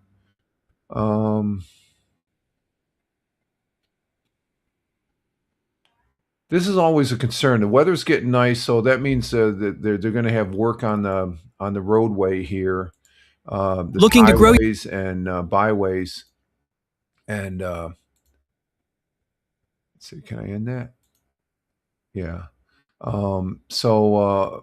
But this article, next article, I'm going to say, we count it as our public service announcement. Officials urge drivers to slow down in work zones and don't speed in a work zone. As they're paving and they're doing their paving, filling the potholes and working on the highway. We've had out here on it was Route 17. I still call it 17. It's changing over to Interstate 86. We've had a couple fatalities over the years of workers from people speeding through work zones, and that's not a good thing, folks. It's not a good thing. So just as a reminder, you're not going to get there anytime. You're speeding up through a work zone, you're not going to get there anytime sooner. So it's like sort of have some respect and obey the laws and stuff like that. And so let's give this a listen. Let's see. Let's make sure we have some audio here. There we go. Okay, so let's get this. Prepares for some major construction. The DOT is reminding you to take it slow and save lives. The state is kicking off a $19 million rehab of Interstate 81 that will fix 47 lane miles stretching from Front Street to Castle Creek. It covers Otsiningo Park, SUNY Broome, and Cornell Cooperative Extension. The DOT says be mindful of the people risking their lives for your smoother drive. We believe that if motorists were just showing a little more patience, perhaps, and a little more respect toward the work that we do, that we could someday perhaps never live through another one of these tragic incidents. Most of the paving will happen overnight to limit disruptions. The state expects to finish the work by the end of the year. So they're out there working. You got to have respect for the workers that are out there, and you got to make sure they're safe by slowing down. And like I said, they've had their share of fatalities on these work crews, highway crews up there in the Broome County, even here in Tioga County. And that Interstate 81, that goes from Binghamton up to Albany, sort of like a northeast direction there.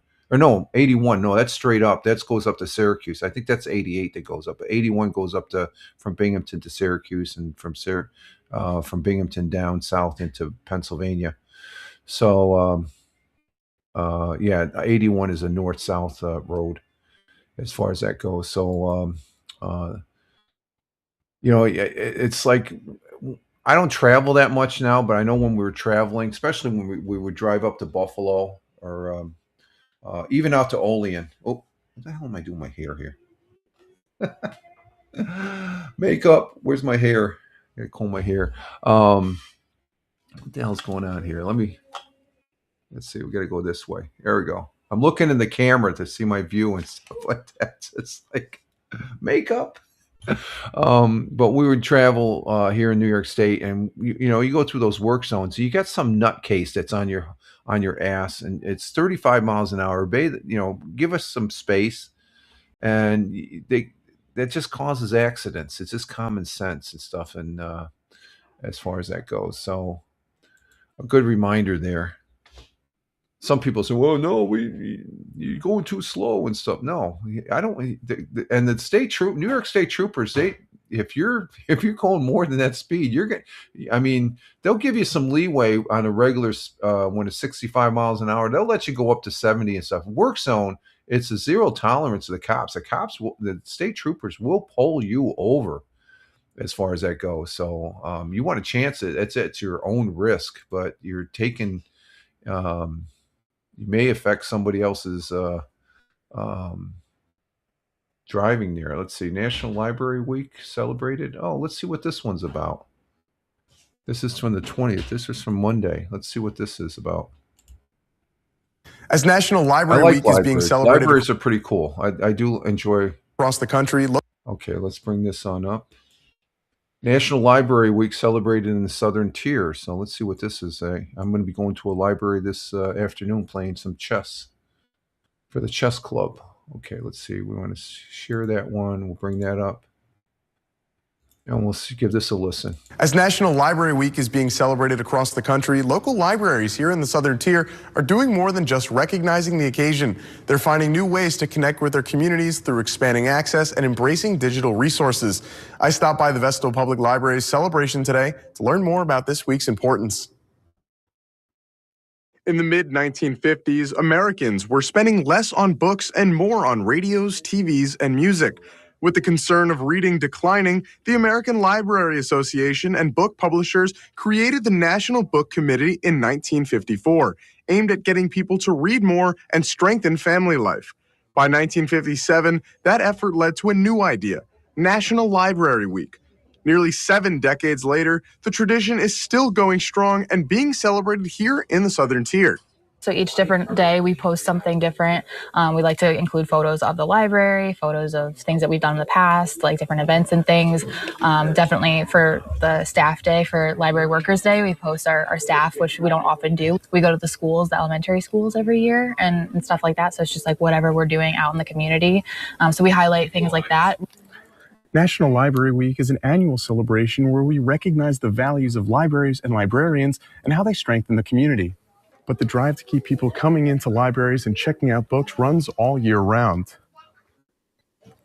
We had a 10% increase over the past 5 years. So we used to average about 150 to 250 library cards a year, anywhere from like 2015 to 2020. This year alone, we're up to 300 already, and it's only April. So we're looking at, somewhere around 1,200 library cards, which is really exciting. So we've only seen increases, which is great. The Vestal Library is a part of a 4-county system serving Broome, Shenango, Delaware, and Otsego counties, where one library card can get you access to 42 libraries in the 4 counties. And with the rise in audiobooks and other digital reading tools, the importance of libraries like these is only further cemented. Even though there is a lot of technology usage and like personal device use, not everybody has home internet. So that's something that we've kind of seen where we can be a hub spot for people that just need to get online. A number of local libraries are hosting events all week long, making sure the stories they share can keep the joy of reading alive. So it's National Library Week. I'll be going to a library. I use our local library here at least once a week. There every Wednesday we go play chess. The chess club meets there. Just me and my neighbor. But we talk to the librarian there, and I've been to the Vestal Library. Very good library there. Very extensive as far as that goes, and it's one of the many libraries that we have here in the Southern Tier of upstate New York. And so I got to remember that to say thank you to the librarian when I go to the local library here for the chess club to say happy National Library Day. And she'll probably be surprised. It's like, oh, you know about that? It's like, yeah, they had an article on WBNG.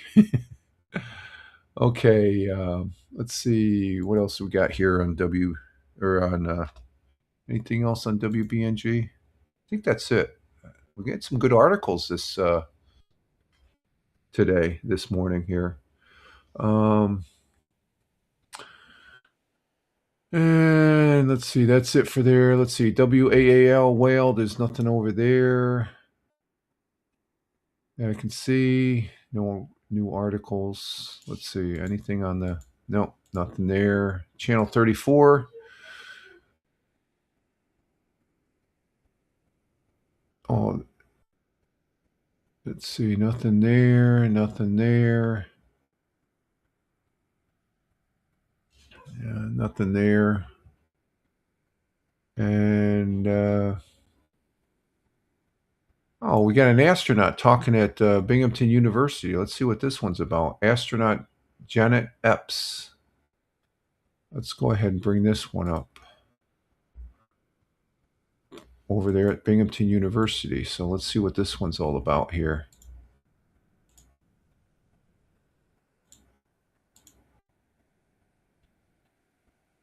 Go through the motions, just to kind of go through the motions of taking everything that I learned there and applying it to something different. University of Maryland in College Park, and I earned a master's and a PhD in aerospace engineering. The other things is that if you have a question, please raise your hand and ask. I want to make this as interactive as I possibly can. That way, I don't have to think of what to say next. You guys can help me with. Okay, there's the astronaut. I did hear she went. She did her college at University of Maryland, College Park. That's the university I went to get my my associates there for community college of the Air Force. But as she's an astronaut there. I guess there's no monologue or from the news agency. Just an open clip there of her at Binghamton University, which is always great to be able to talk to an astronaut because they go through a lot of training and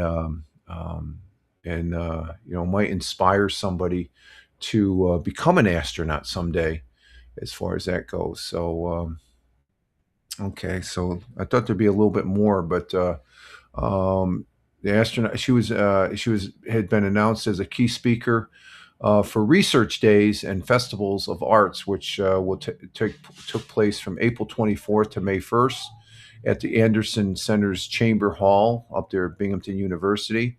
During the speech, Epps was discussing her time aboard. She's been to the International Space Station, so she's a Syracuse native and is an astronaut, aerospace engineer, and former CIA intelligence officer. Okay, ooh, that's interesting. So that's her. She was a member of the 2009 astronaut class and spent 232 days aboard the International Space Station, with 235 days in space overall.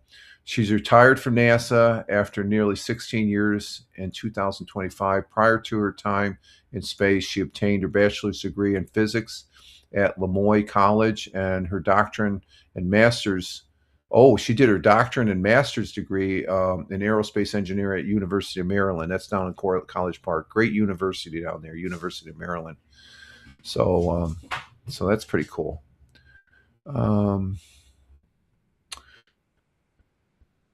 Okay, let's see what else we got here on WENY out there in Elmira. Anything out that way? Let's see what we got here. And I'm not seeing anything on there. I still don't like their webpage. Their webpage is it's all over the place here. And let me see. Let me check the local page here. What do we got on local? Anything?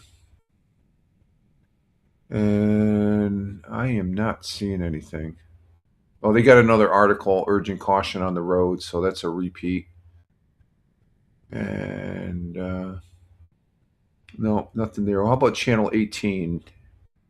That's the other news outfit television channel that's out there in Elmira. And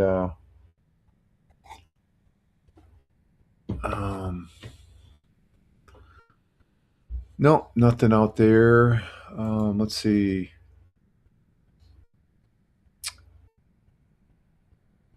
Okay, on the let's see. This is the Penny Saver. They've got an article, of course, with spring. That means Little League is opening. So they got an article. This is I don't know if this was in. She already probably put it out there. I don't know if it's this weekend. Yeah, it's probably this past weekend's. But Little League opens is set for April 25th, which is this Saturday, and on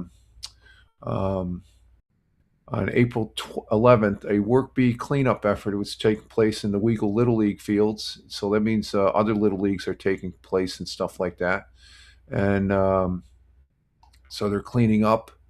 as far as that goes. And they're going to have a parade. They usually have an annual parade as far as that goes. And so the Little Leagues are starting up. This is an article there. There's a picture of one of the. Oh, let me bring this up here. There we go. There we go. There's a picture. They're putting the banners of support. Appalachian Fire Department. My father belonged to Appalachian Fire Department years back when I grew up in Appalachian. They'll have a parade, but they're cleaning up, spiffing up the fields and the grandstands and stuff like that to have a successful Little League. So Little Leagues in all these small towns and villages are gearing up for a new season of baseball, as far as that goes. And let's see, WKGB, what do we have on there? Anything? No, not seeing anything on WKGB. KISS 104, same articles as WAAL, so that's that. Spectrum News, let's see what we have. Spectrum. Oh, they're talking about resurfacing causing lane closures on I-81 in Broome County for several months, so we have to be careful if you're driving those. Yeah, that's just any road and stuff like that.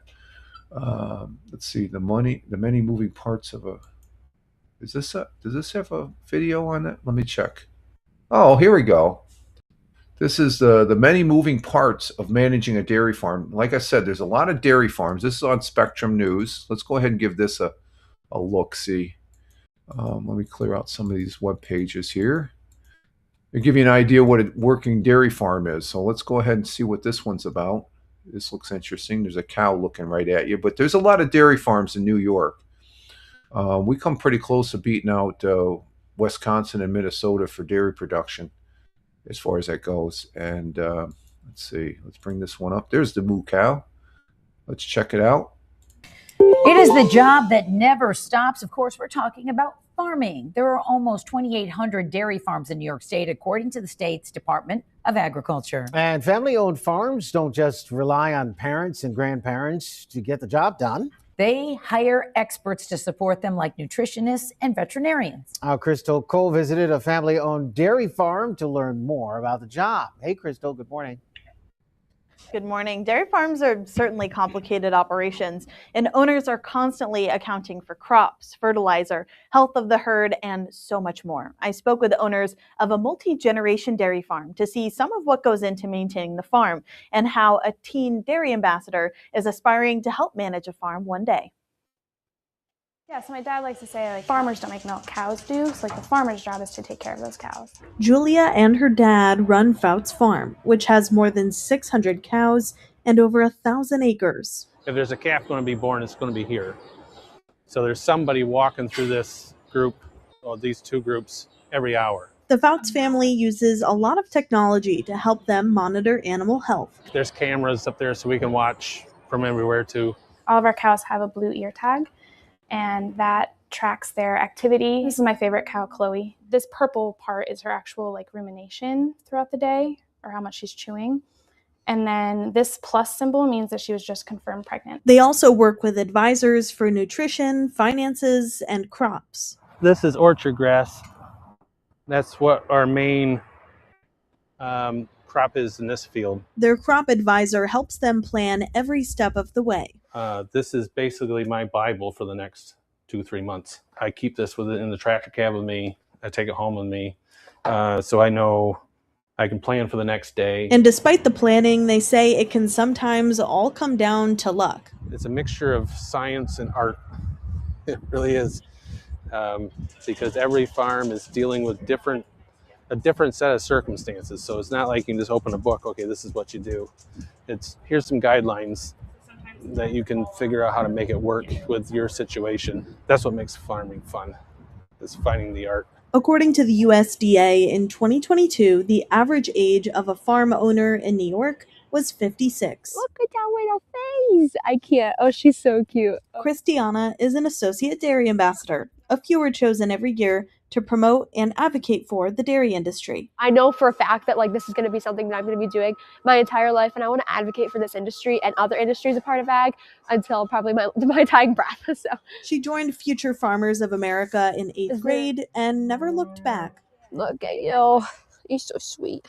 And now she's planning to study the dairy industry in college, becoming the next generation to help farms like this one. And although Christiana didn't grow up on a dairy farm in Cortland County, she does want to help manage one someday. And Christiana is one of 3 ambassadors representing the dairy industry across the state. The other 2 are from Orange County and Cattaraugus County. Dan and Julie? So there we have it on the dairy farms. What is it? I got to put this up again. Deplorable says those cows look delicious. Yeah, they're dairy cows. Let them produce the milk. They're deplorable. Yeah, New York State is has a very huge presence in the dairy industry. Where I live right now, within a 5-minute drive, I can go to 3 dairy farms. That's how close I'm. The Tioga County, there's a lot of farms. My next door neighbor is a farm because I always talk about out back here. There's like 15 acres just down around right here in the village that they produce corn for the cows for the dairy and steak and milk. Okay, deplorable. So it's a very important industry. So we have farms here. This farm right. My neighbor here that let's say the farm has been sold, I guess, to somebody from another farm.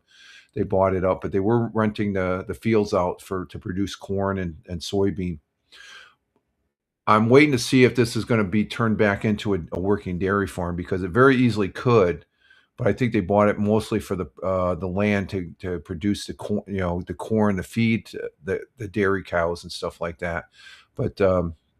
But the dairy industry is very prominent here in Tioga County as far as that goes. And like I said, there's one right on the other side of the village here. There's one across the way. There's a couple other smaller farms that are down the road here going into Pennsylvania and stuff like that. And so there's quite a few farms. And that farm that was in that article, that was a high-end farm. There's like, they probably have about 300 to 400 herd and stuff. And the technology that's involved in that's, that guy has a freaking planning book that he has to carry around with him. That's how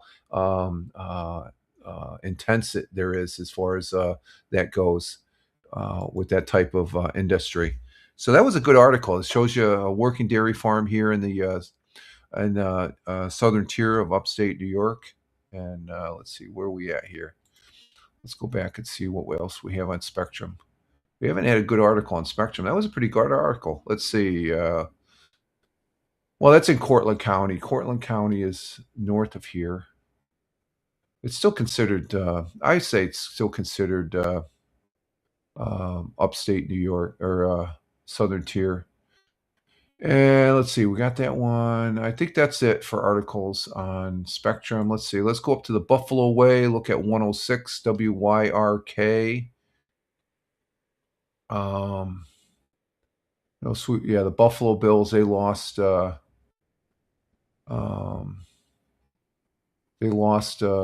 last night. Or no, not the Buffalo Bills, the Buffalo Sabres as far as that goes. So nothing there. Happy birthday, Buffalo. What's this? This is on 93.7 WBLK, the People's Station. Let's go ahead and look at this one. Is Buffalo having a birthday? Let's go ahead and check this out here. We'll share this. We'll bring it up. It's what we got here. Let's see. Let's bring this up here. Let's see. Happy birthday, Buffalo, New York. It's hard to believe that New York State's second largest city. It's second large. New York City is the largest, so Buffalo's the second largest. Okay, I figured Syracuse was, but I guess Buffalo's bigger than Syracuse.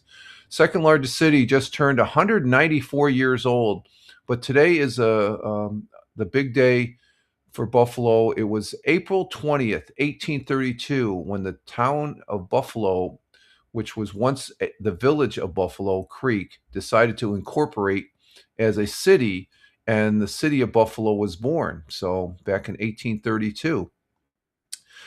Even though Buffalo incorporated as a city in 1832, that is not when the story of Buffalo started. And in fact, it has been more than 230 years since the region was first settled. Captain William Johnston, Joseph Black Joe Hodge, and Cornelius Winnie were the first non-Native American people to settle in the region back in 1789. Starting with very humble beginnings, Joseph Elcott surveyed and laid out the original street grid on behalf of the Holland Land Company, for which was first called the Village of New Amsterdam. The name didn't last long, as the area was renamed Buffalo Creek. Thanks to the cooperation of Erie Canal in 1825, Buffalo Creek grew rapidly, which led to the city's leaders of the time to decide to incorporate the village into a city. So in more than 200 years since Westerners were living here, Buffalo has grown to a major mid-sized region and a second largest city in New York State, boasting a GDP of around $64 billion annually, and roughly ranked as one of the hottest housing markets in America. And the missus would agree to that. Buffalo is a hot area for real estate right now. Buffalo remains a place people should keep an eye on both business and sports. Let's see, while things are not perfect in the city of good neighbors by any means, and we still have plenty of things to bring to make it better in Buffalo, where would you rather be right now? Did you know Buffalo's the second largest city in New York? Is it? I didn't realize. I thought Syracuse was. Yeah, it's Wow, and Brianna says it's a small city. no, it's the second largest city. Yeah. As far as that goes. Well, Today, it's a hopping place. yeah, today's its second. It's its birthday today. Oh, really? Yeah, so happy birthday, Buffalo. Hey, Captain Rehab, how you doing, my friend? Coming in from Philadelphia, the city of brotherly love, saying good morning to the missus. What'd you say? I said good morning, Oh, Captain. there you go. Missus says good morning, Captain. Glad to have you here. I hope all is well with you. And thank you for being here on the broadcast. We're just finishing up on our web pages here. Hey, can you is the draft taking place? When's the draft take place for the NFL, Captain Rehab? You're on top of that. Anything to report on that? As far as that goes,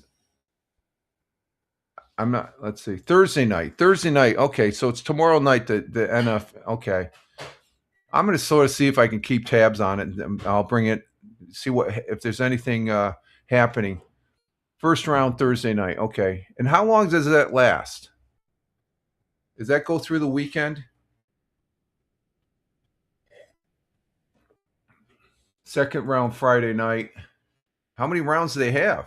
Well, they have a number of rounds, but I guess it goes on for a number of weeks. So they're going to have I guess that's the big thing, and as far as that goes. Captain Rehab says, and remaining rounds on Saturday and maybe Sunday. Okay, so so it starts tomorrow, goes into the weekend and stuff like that. I'm going to have to see if I can keep tabs on that. I don't usually. And you think there's 7 to 8 rounds and stuff. You got any hot players that you're following? Hot prospects? I haven't even looked at the list. I know our Canadian friend Michael Bathurst. He's been talking about it and stuff. He can't get. I'm sort of disengaged from football, other than UFL, as far as that goes. Let's see. The Giants have 2 first-round picks. Okay, that's good to know. I didn't know that. That's good. 2 first rounds, so that might help them. Of course, they got a new coach, so let's see. That's a name, Fernando Mendoza. Okay, that's a name we need to I got to follow that guy. Okay, let's go ahead and put that up on the list here. Fernando Mendoza. Let me put that on my notepad here. And Captain Rehab says, now the folks that are watching, Captain Rehab is very astute on sports. And I'm saying that seriously. He knows sports. Okay. I've known him long enough to where he said some things on sports and stuff like that. I don't know why you're not on Tony D's Belt Kings Fantasy Football. You should come up there and stuff as far as the commentating. Let's see. Fernando Mendoza likely to be picked first by the Raiders. Okay, Raiders. I guess they're the crap team this last season, so they're going to get their first. They get the first round. So, what school? Let's highlight. Oh, he's from Indiana, Mendoza, and he's a quarterback. Okay, so it's going to be another first round. Is going to be a quarterback. Okay, that's right. Indiana won the championship, I guess. So. Okay, I can see why he's the hot hand. Okay. I always trust Captain Rehab with the sports. He's very astute as far as that goes. And he says, yes, Mendoza is quarterback and won the Heisman Trophy. Oh, he won. Oh, I didn't realize he won the Heisman Trophy. Wow, he won everything. Wow, that'd be cool if the so hopefully he goes to the Raiders and the Raiders can of course, he's going to be a rookie quarterback, so we'll see what happens. Of course, the Raiders, they didn't play that well this last season, so we'll see. I guess the latest update I've seen in football since the Super Bowl that Josh Allen, he's got his foot fixed. He was joking about the bone that they took out that broke. It's probably somewhere in the black market being sold as far as that goes as a memento. That's a piece of Josh Allen there. He wanted to have the bone, but they couldn't find it, I guess. So let's see. Captain Rehab says, Raiders are my second team, and I hope they don't take him. They don't take him. I don't think Mendoza is going to be good NFL quarterback. Oh, is that sort of like Minnesota taking that guy from Michigan there, the kid? Sometimes they're hot in college, but when they come to the NFL, it's a whole different story. Let's see what happens. I'm looking at his picture now. He doesn't look like he looks like a kid. He looks like he plays pee-wee football. He's not that big. You want a quarterback. He doesn't look. What's his? Do they have his stats on him? Let's see. He's 6'5". His height's 6'5". He doesn't. I'm just looking at a picture from his head up and stuff, but he doesn't look bulky at all. So everybody looks like a kid to us. Yeah, that's true. Everybody looks like a kid to us. Yeah. So, oh, that's interesting. That is interesting. Let's see. We're at 2 hours and 5 minutes. So we're just talking sports here with Captain Rehab again. Captain Rehab knows sports. He knows sports. There's been a couple times he's been right on, spot on as far as his predictions and stuff like that. Listen to him and we'll do some betting. What's that? Listen to him and we'll do some major betting. Oh, I don't know. I don't think I'll take it that far. Don't give Captain Rehab a big head now. Take betting suggestions from Captain Rehab. No, I don't think so. I don't know. Do you place bets, Captain Rehab? Give us some good ideas. He's laughing at that. No. Oh no. I think I placed one bet in probably the last 20 years, and that was on a Kentucky Derby. I was telling my neighbor last night when we were having dinner at the local pub, I'll call it. And as far as not really, and when I do, they're small. Yeah, the same here. I only put a couple bucks out there. If I lose it, big deal. If I win it, it's you get more bragging rights than you do when you win it and stuff like that. I don't do any major gambling and stuff. No. That's and let's see. Deplorable says he's an Eagles fan, so I consider him a smart man. Ooh, there's a compliment from Deplorable to Captain Rehab. Wow. Yeah. Yeah, he knows sports as far as that goes. And are you more of a Pittsburgh fan or an Eagles fan? Deplorable. I forgot. I think you're an Eagles fan. Captain Reed says, "My goodness, yeah, he wasn't expecting that one, huh? That's something." Um, yeah, Eagles. I don't know. I think they're still a good team. I don't know. Sometimes I pop in. I listen to Michael Bathurst and stuff. He's just like, come on, give football a break. That's why we have an off season. He's already predicting this and that, and it's like, come on, is he going to continue that? Okay, Okay, that's what Eagles fan. Okay, you're more Eagles. Okay, um, I'm still rooting for the Buffalo Bills, but I tell you, I'm not really. We'll see what happens. I'm not going to be as excited as I was last year because I'm still fuming about the firing of their coach there. I'm not a fan of the owner. I'm not a fan of the general manager up there. I do like Josh Allen though. So and the Buffalo Bills, the rest of the Bills, they support Josh Allen. So I'm looking forward to see what the Giants do. The Jets, forget the Jets. The Jets, I don't know. They just I don't know what to say about the Jets. You know, they could be a good team, but I don't know what's wrong with them. But as far as that goes, so this is the most football I've talked about since Bell Kings fantasy football because it's baseball. See, I'm more I like the other football like this past Sunday. I'm still happy for the Manchester City Football Club beating Arsenal. They got they're within 3 points in the Premier League. That was a great soccer game this past Sunday. They play today at 3. Another Premier League game today at 3 on USA Network. I'll be watching that this afternoon and stuff like that. I'm really into because Manchester City has a chance of winning the Premier League and stuff like that. If because Arsenal, they've lost this loss this past Friday or this past Sunday is their 4th loss. So they're catching a 4th loss this season, I guess. So they're catching up. So and then baseball's taking place. What's the other? Well, I'm watching a little bit of the USFL. I used when it first started. I'm watching it, but it's like football. The spring football is okay to watch a little bit, but I'm really excited about the Sabres being in the playoffs, and they lost last night to the Boston Bruins, which is a good team. So they're tied 1-1, and they don't play until Sunday. So I got to watch them. I should have watched that first game. The first game, they were losing all the way up until like 8 minutes ago from what I was reading, and they scored 4 goals in the last 8 minutes to win that first game up in Buffalo. So Buffalo they were the team that had the longest drought in making the playoffs. Now it's the Jets. So the Jets, that's going to be years. Who was that quarterback? I still can't think of his name. From what's his name there?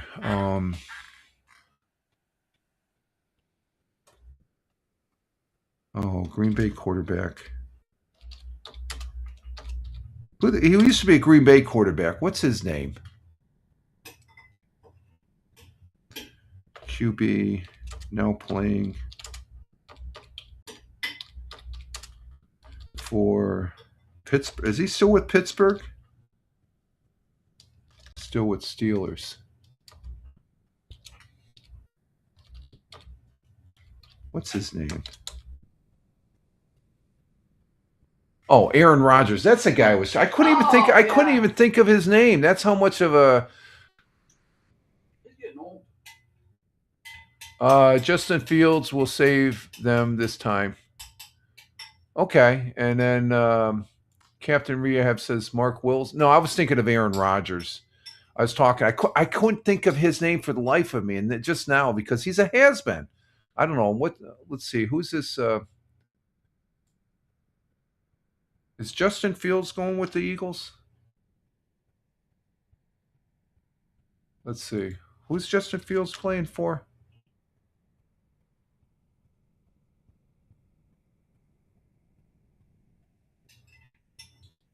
No, he's playing for Justin Fields joins Kansas City Chiefs. No, Justin Fields, yeah, he was on I guess he went to the Kansas City Chiefs. I guess that's why Michael Bathurst is so excited. Yeah, he didn't do anything in the Jets. I think he was a better quarterback than Aaron Rodgers. Aaron Rodgers just a fluke now. And who's this Marky Wills?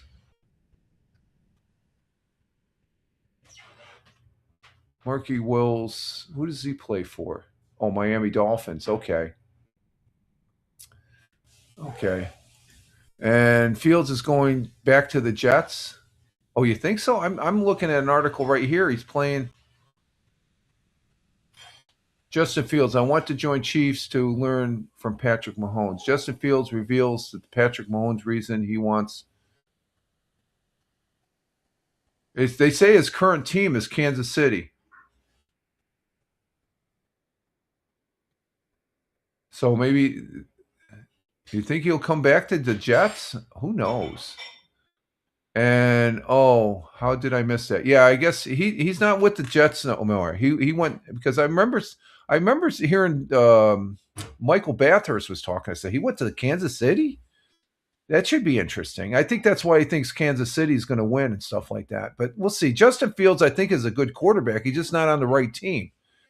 And that's what you can say about some other quarterbacks. So you look at the quarterbacks, they have changed teams and they've done better where they went to. Justin Fields, he hasn't found the team yet as far as that goes. So yeah, I just looked that up, Deplorable. So I thought he was with the Jets too. That when you said that. But I remember Michael Bathurst, he's to give him a plug, he broadcasts. He does spiritual thoughts and stuff like that, but he talks about football and stuff. But he gets a little long-winded when he goes into the money aspect. I don't really care about the money. They're going to make their money and stuff. Is that going to make a difference on how they play? No. Well, they're going to get paid more money if they're better and stuff like that. Justin Fields was one of those players that was making some money, but he wasn't performing. That's why he's bouncing around some other teams. Now, getting back to Aaron Rodgers should retire. He's gone to I don't know, maybe he might play one more year, but Aaron Rodgers, go to become a commentator, but or else go into the coaching. I could see him becoming a coach, but as a player, he can still hold the ball, but he doesn't have the snap like he used to. He's still playing great for his age, but I think it's time to retire. I think he still has, if he still has a passion, well, yeah, but I would say, you played with the Jets, you played with Pittsburgh. I think he made it to the playoffs with Pittsburgh. And so I don't know. I really don't know. So, but that's enough about sports. We've been on here for 2 hours and 15 minutes. I'm going to go ahead and wrap up the broadcast here, guys, and get my day started here because I got to go out. Oh, it looks cloudy. What's the radar look at? Let me see the radar real quick here. What do you got? No, it looks good. Okay, the radar looks good. So it looks like I'm going to go out for a walk. I might take an umbrella, though. We might get some snow flow. No, it's 49 degrees. It's not going to snow. Well, we got snow when it was 40 degrees out. So, but we're going to go ahead and exit stage left here, folks, and get our day started and see what the day brings. And I want to say, let's go back on the list here. I want to say thank you for Tina, our Jersey girl, for being here. Being here right out of the gate. We had Tony D in the house. Thank you, Tony D. And for being here, coming in from Warner Robins, Georgia. We had Farmer coming in from Virginia, now known as East California, California East. I like that, Farmer. That's good. That is good.